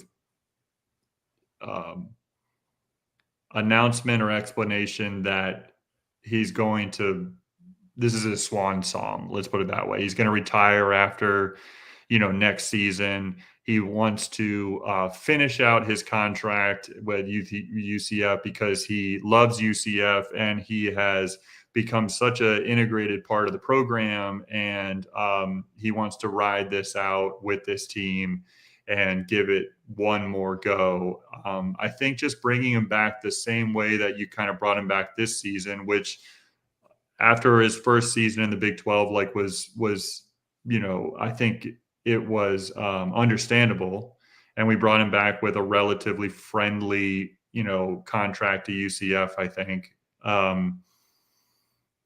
That I think you'd have to have without bringing it back without some sort of like swan song type announcement, he would be going into next season with a little bit more of a cloud than he's ever had. And I'm not talking about hot seat. It would just be, I don't know, a little bit odd. I feel like it would just feel like it was the end without them talking about it was the end. Well, I think from a perception perspective, this is going to go over. He's got Terry. If he's going to do that, it's got to control the narrative. It's going to go over like a lead balloon, which we know he's been really good at controlling the narrative, hasn't he? Yeah, and that's kind of what we were. This is like the tie-in to that poll that I was telling you about, right? So, like, number one, if Terry has valid reasons for whatever reason to hold it over for the next year, I think no matter what, even if he's basically told, look, we're either going to you can either retire or say you're going to part ways or we're going to fire you. I think Dawkins does that one way or the other. I don't lets himself be fired. Well, hear me out. Yeah, go ahead. There's $1 million buyout there, right? So either he lets himself be fired, right? But he doesn't resign because that $1 million is hanging out there. And if he still wants to continue coaching, then that still needs to be bought out by the next team, right? So that gives him some flexibility there. No matter what, it's going to be we've mutually parted ways or retirement. No matter what it happens, when it happens, it's not going to happen anytime soon. I will tell you, if Terry gets the narrative wrong on this, I hope he's engaging a PR firm. Right now, everybody's like it from a perception and a timing perspective. Now's the time to part ways. After this season, everybody's like, okay, let's let Johnny play it out. Everybody walks away mutually happy. That's a win for everybody. Johnny gets to do whatever. He either gets paid the $1 million or the other people pick it up. UCF takes the $1 million, whatever. Right? Great. If this goes into another year and there's not a strong messaging as to why, or that it will be his swan song, as you said, then it's going to be a PR disaster for Terry, and he cannot afford another PR disaster right after that. And at that point, I wouldn't be surprised if people don't start calling for his head, to be frank. So perception and timing and messaging is going to be extremely important on this. If you would have told me that there was any thought that Johnny Dawkins would be continuing on after this season last week, I would have told you no. But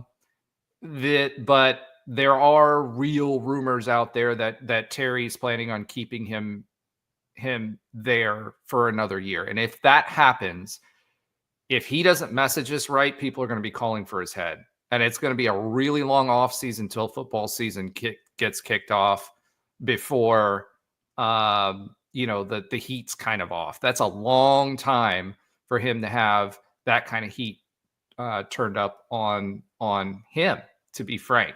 So, as far as a rebuild is concerned, that's the other question, right? So if we wait to rebuild, I don't know what pieces are going to be here next year.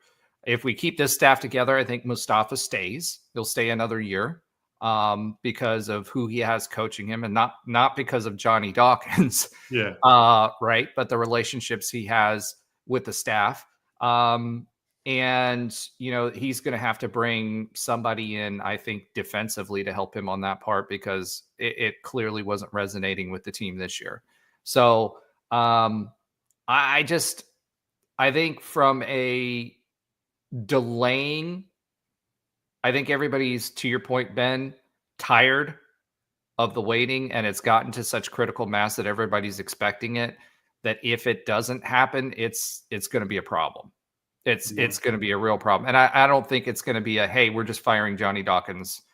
Like I said, and we've said last week and prior weeks, it's going to be a mutual parting of ways or something like that. But it's going to be a respectful thing if it happens that way. But yeah, I don't know. I mean, he could have done it had we made the NCAA tournament. Like if we would have made the NCAA tournament, at least, even if we bowed out the first round, and he still wanted to make a change and wait a year, I think everybody would have been cool. But now there's no way.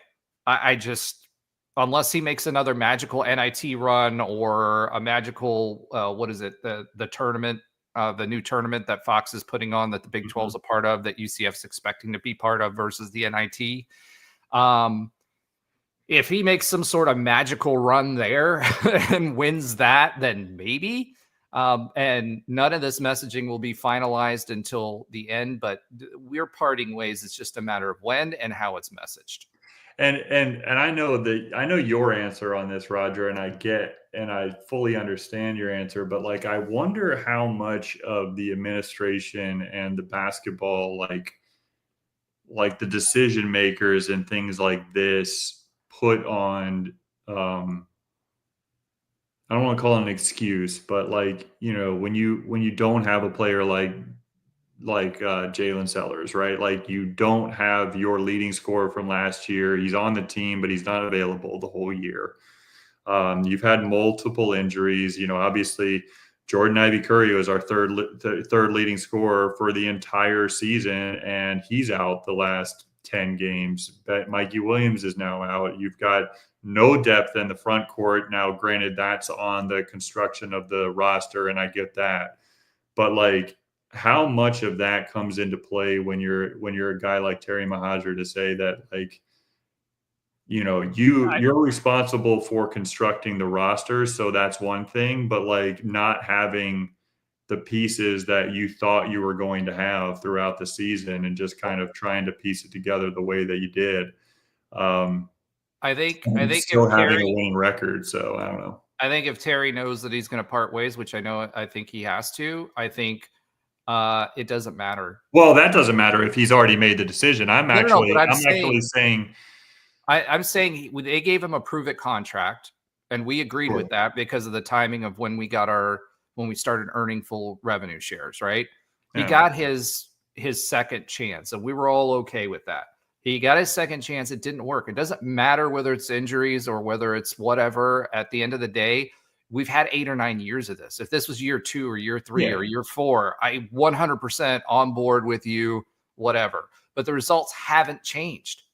They just and haven't. actually, I think that when he got that prove it contract, I actually pulled up right before the show, and I have it in front of me here, the net team sheet from 2024. And granted, this is after the conference tournament and all that, but the net team sheet from 2024 and then the 2025 current UCF net team sheet. And what I mean by that is it breaks down quad 1, 2, 3, 4 games. And last season we won 4 quad 1 games. We were 4-10, and we were 2-2 in quad 2 games. But we actually had 3 quad 3 losses and 1 quad 4 loss, which was crazy. I didn't even realize we had that last year. We're undefeated. We're 11-0 in quad 3 and quad 4 games this year.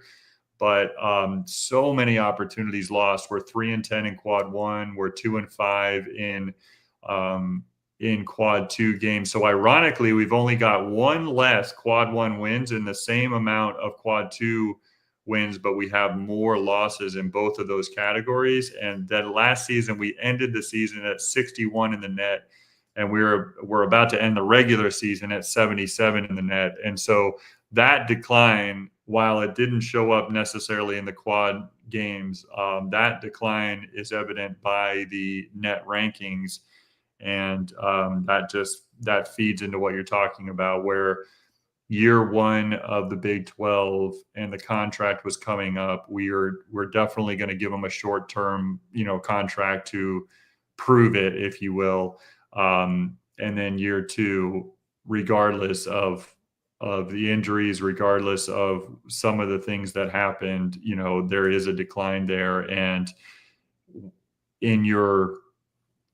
like we always say, there's 2 reasons why coaches get fired. They're either absolutely terrible, or they're just good enough every year where they never seem like they're going to be able to get over that hump. And I think with all honesty and with all objectively looking at it, Johnny has been in that second tier for the last 4 years or so, and it's coming to a head right now. And I just would be surprised if he wanted to put himself through that next year. I can tell you this. If, again, we've been talking all the time when we're talking about the optics and politics for Terry Mohajir, if he doesn't show vision and say, hey, this is an opportunity for him to say, hey, we parted ways with Johnny. It was a mutual thing. We know we needed to move forward and do better as a basketball program. Yes, we still need more resources, but we need to do that. This is his opportunity to kind of show himself from a political perspective that he's got the vision to move forward. If he doesn't do this, and especially if the messaging is terrible, I think that feeds into the narrative, and it's a long off season. And I don't think Terry Mohajir right now, as the head of the Athletics Association, can afford not to let go of Johnny Dawkins. And quite frankly, Night Nation's ready. And yes, there's going to be people, you had it last year where it was he's done more with less and all of that other stuff. But it's not about that. It's about selling. And especially if you have basketball, you want more basketball fans that are UCF fans in there. Give us something that we're building towards, because if it's just more of the same, those numbers are just going to continue. Yeah, we need energy. We need energy injected into the program. Yeah, we need energy injected into the program. And I would agree with you too. Like if Terry doesn't pull the trigger on this and orchestrate like the right move at this time, and I think the right move is that Johnny Dawkins and UCF mutually part ways. I think that it's almost like Terry Mahajer is just, he's not only kicking the can down the road, what he's really doing is just saying, I'm gonna try to put the focus on Johnny. Like I'll allow him for another year to just be the, I don't want to call it scapegoat because that means that he's not responsible for this. I'm just saying that like he's allowing Johnny to just be this kind of like to get abused by the fan base for another year. You know what I mean? Like it's just like he's just kind of pushing that away. And it wouldn't. Whereas last season, the short extension he gave him seemed like a let's see what you can do. You know, as we get into the let prove it to me, as you said. In If the Big we were to 12, keep that him you could around be for a this Big year, 12 coach, that you could be a Big 12 head coach and move the yeah. needle. Yeah, and but I'm saying if we were to continue on where he came back next season, it wouldn't seem like that. It wouldn't feel like that. It would just be that he was just here. I don't know, in a lame duck contract too. Like everything about it wouldn't feel right, and I would just be. The more I kind of objectively ponder on it, I just don't. I don't see it happening. Barring some sort of crazy run in the next week, which obviously I hope that happens as a UCF fan, but you know, them winning 5 games in 5 days seems extremely unlikely at this point. All right. So more to see. And for those of you that are watching, make sure that you hit up the poll and have your voices heard that we'll be posting after the episode drops. And make sure to share it, retweet it, and like it. All right. Let's go ahead and we'll save. I had one more question on here, but I want to save this for when the hot seat talk gets a little bit more hot. Let's talk a little UCF baseball. UCF baseball is now 12-3, swept Monmouth this weekend, and we're disappointed, sort of, kind of, right? So, like, and the reason we're disappointed was for a good reason. It's we run ruled, basically, although we didn't have run rule on these games, Monmouth, and we've done it 5 straight times. The Bats woke up in a big way, and then we won the game 8-0 on Sunday to complete the sweep. But we were upset we didn't get like plus double-digit runs scored, right? So like it's like, you know, it's like spoiled brat problems when it comes to UCF baseball. But the great thing about UCF baseball right now is we knew we had a good pitching staff. That's bearing itself out again. We had a lot of quality depth. I don't think there's anybody there that isn't pushing in the 90s for a fastball. You know, at the end of the day, the bats were the things that we were kind of waiting on to wake up. And boy, have they found their stride. And the crazy thing is, we've showed small ball, we've shown big power hitting. Lex seems to have found his stride again, which was good. He was kind of off last year. Yeah. Everybody's batting over 300, and I think the team average is 350 right now, right? And we've also we've shown that we can steal bases, because we weren't successful with that for a while, and then all of a sudden we've stolen a bunch of bases. Tim says, Monmouth, I caught one of those in Halifax River last year. Congratulations, Tim. Yeah, no, we're a well-rounded baseball team, I think, is to say it in one sentence. Like we have a lot of tools on this team. Like we're right now, obviously we know who we've played, but we've also played Florida and we beat them for the 6th straight time. How you like that? And Miami tonight, 4-3. Yeah.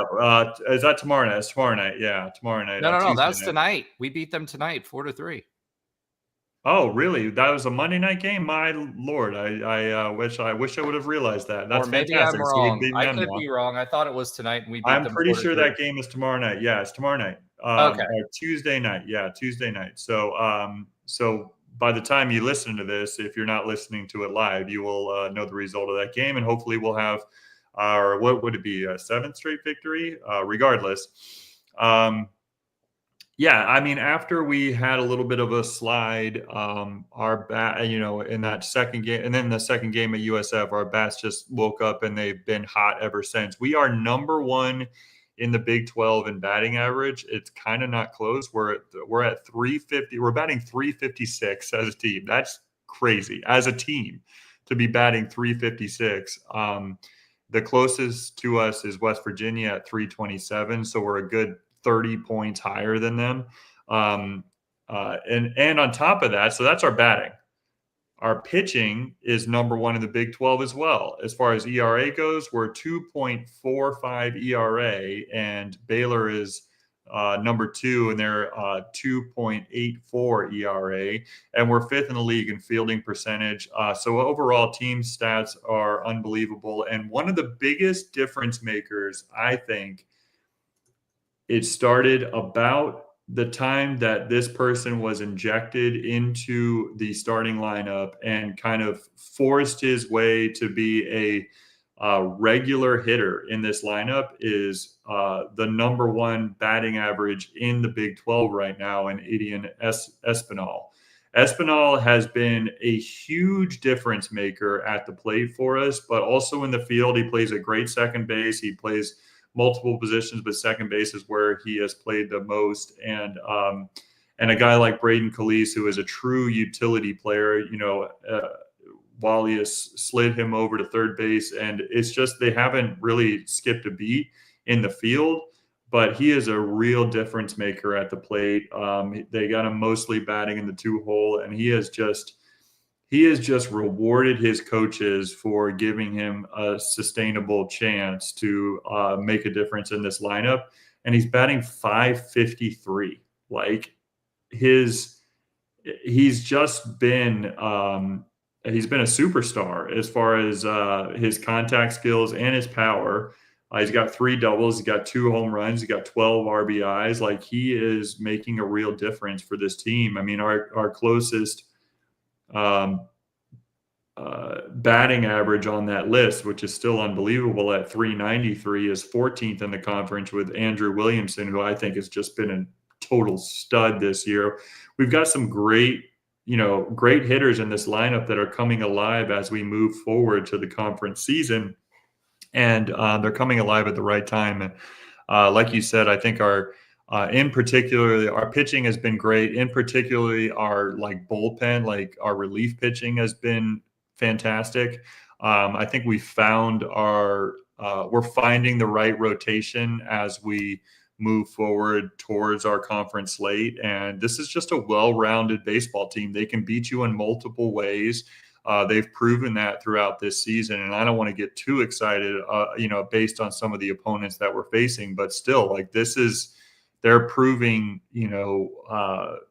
there's some capability here in year 2 of Rich Wallace's, run here, and I'm just excited to see it.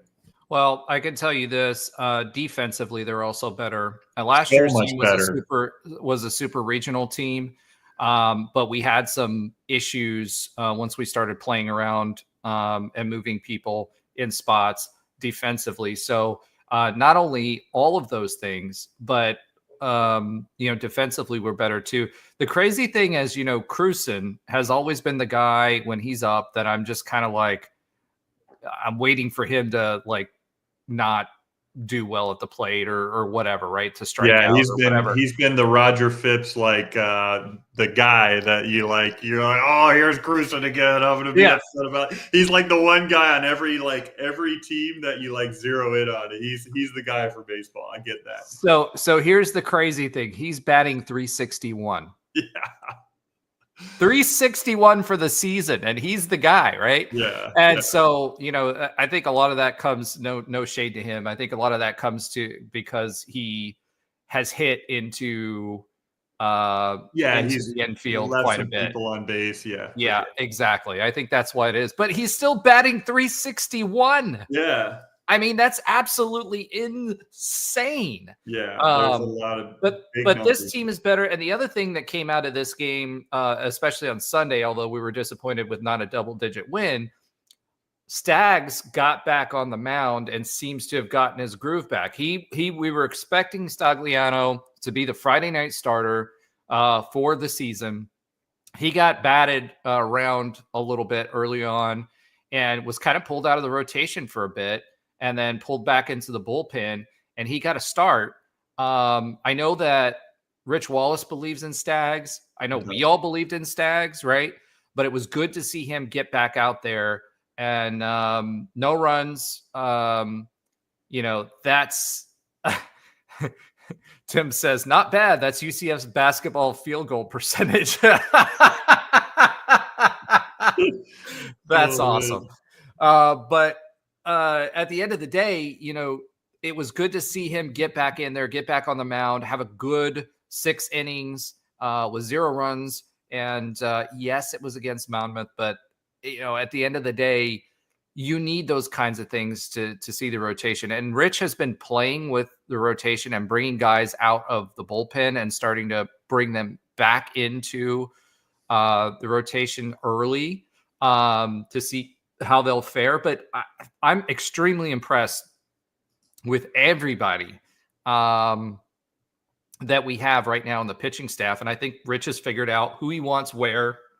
And it's good for when you get into regional situations, you need those arms, right, for those third games, as you kind of move through a regional. That was one thing that we were kind of missing, is we didn't quite have the depth we needed when we went to the regional last year. And I think this year, although the way FSU is playing right now, unfortunately, I think we may end up as good as we are. We may end up at FSU again.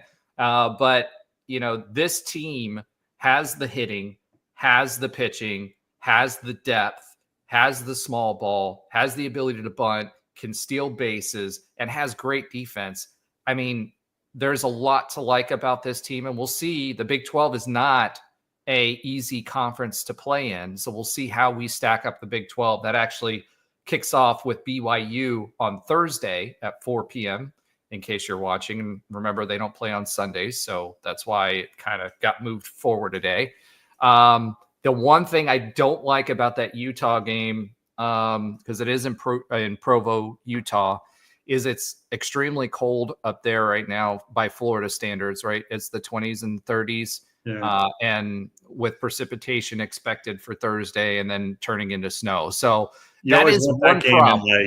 In May, you want that game like late in the season because if it's it's one of the most gorgeous ballparks in the country as far as just the backdrop of the mountains and all that stuff. It's actually a beautiful ballpark.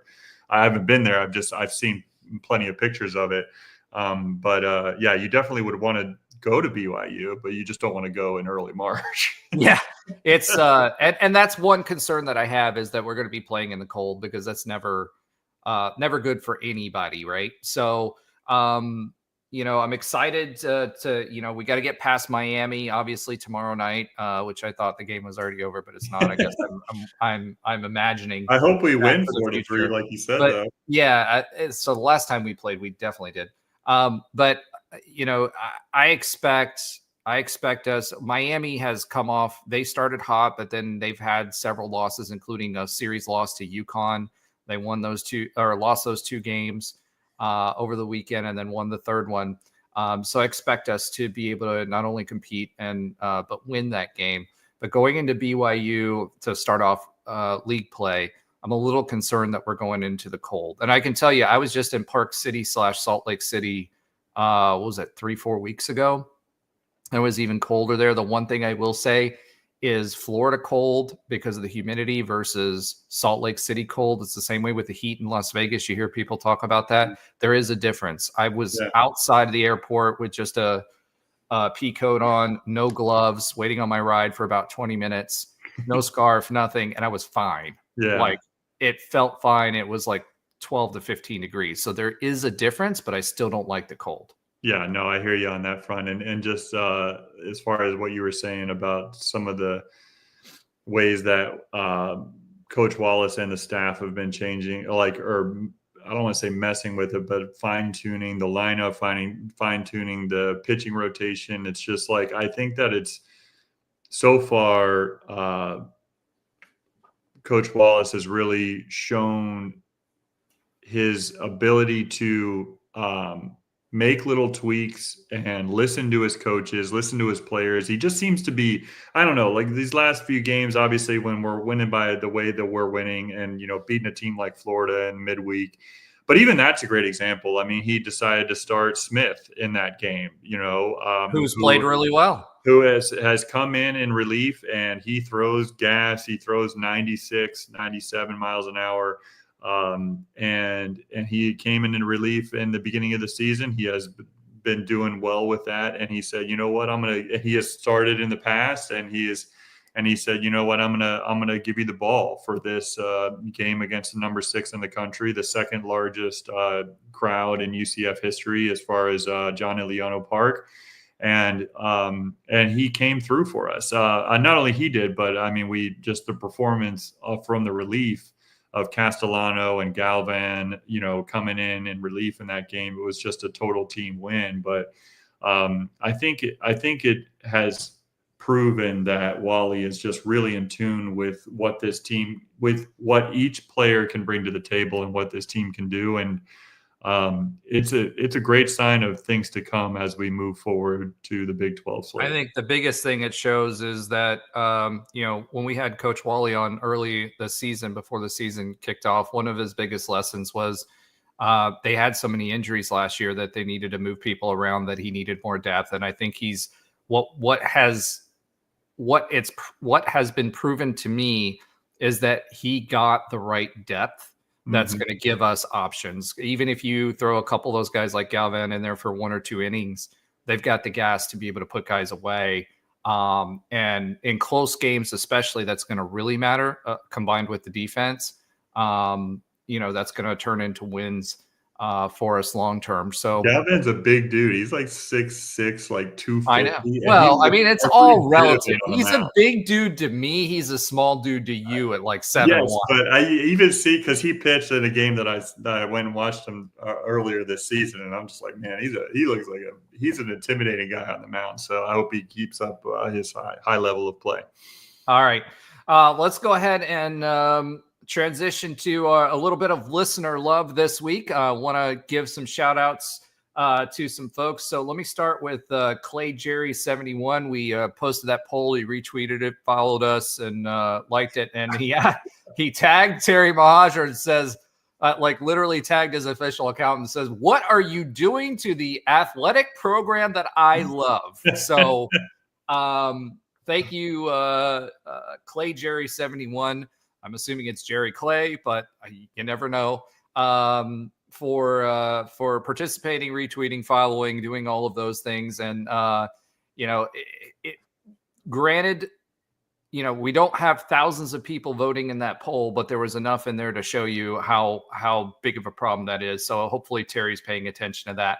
Also want to shout out at Nick Williams, at Alexander, both new follows for us.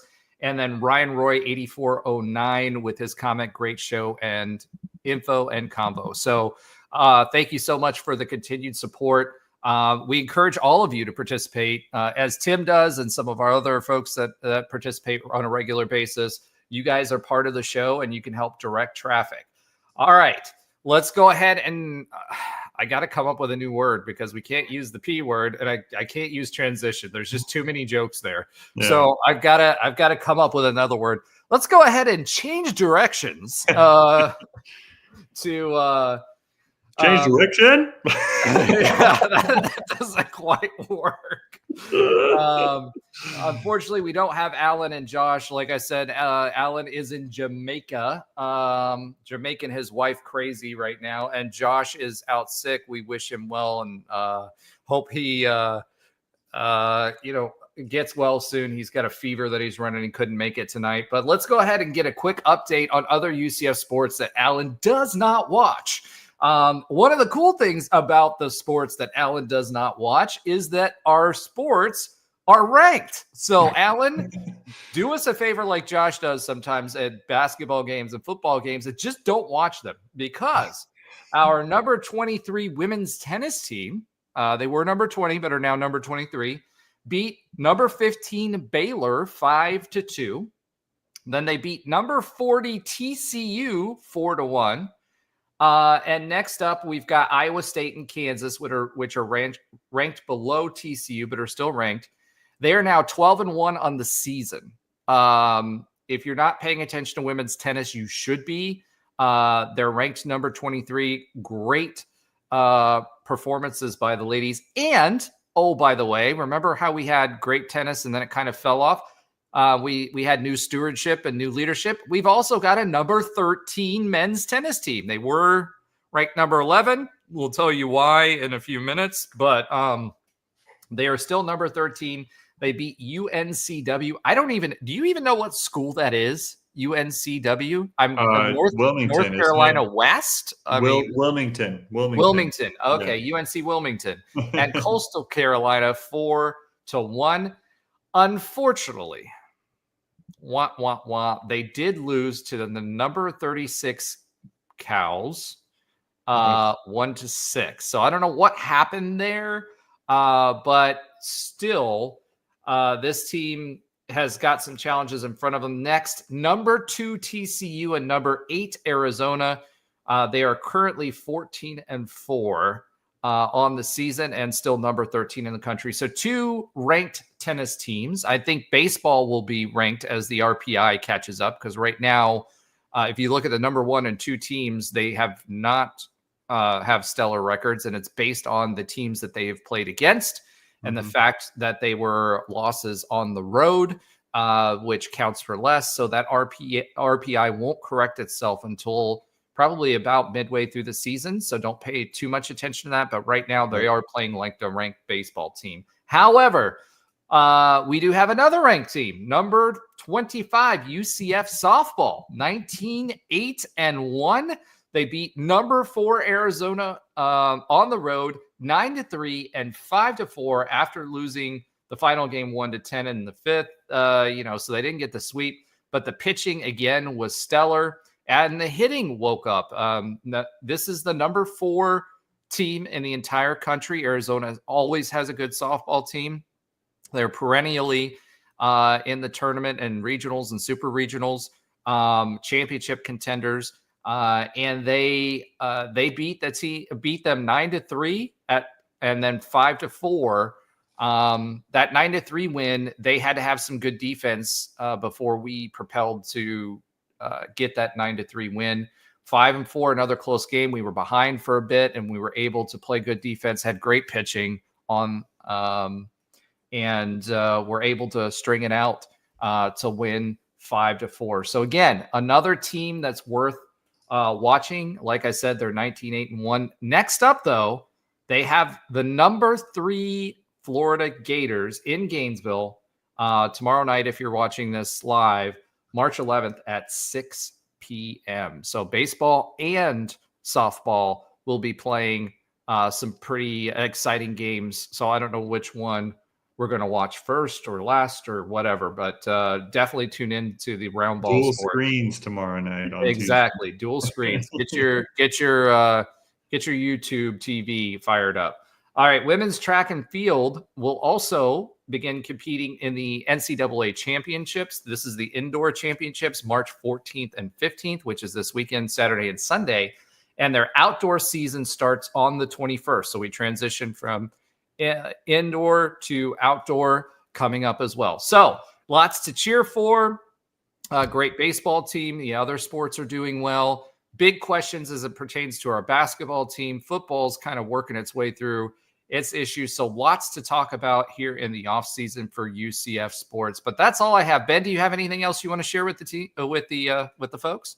Well, let's hope our basketball team can really shine through. We didn't mention that Darius Johnson got honorable mention All Big 12 conference, as well as Keyshawn Hall got second team All Conference, and Mustafa Chiem and Darius Johnson, the Big 12 blocks per game and steals per game leaders, respectively, did not they are not a part of the all defensive team in the Big 12. So they got the biggest robberies of the deal, but I'm glad Darius. Well, I think Keyshawn Hall did. I think Keyshawn Hall did too, because he's the leading scorer for the Big 12 and didn't make the first team. And number 10 in rebounds per game too. Like that's an underrated part of his game. So stats wise, like number 10 in the conference in rebounds per game and the leading scorer. And he didn't make a 10-player first team all conference. So there's a lot of snubs to go around when it comes to UCF, but that's what happens. They concentrate on the teams that had a little bit more success record-wise, team-wise, and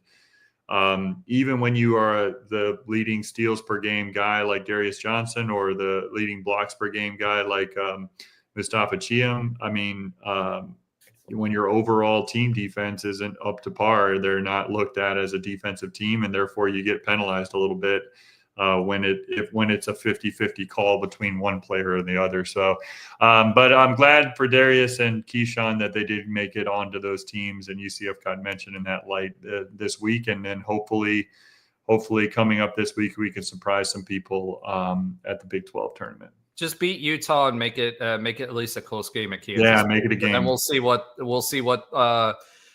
happens in the postseason. All right, folks. Thank you so much for following along. Thank you for participating in the show. Thank you for viewing. Thank you for sharing. Make sure you tell your friends. Make sure you retweet, make sure you share the show with your friends. We appreciate all of you. Go Knights and charge on. Charge on, baby. I guess this is where I have to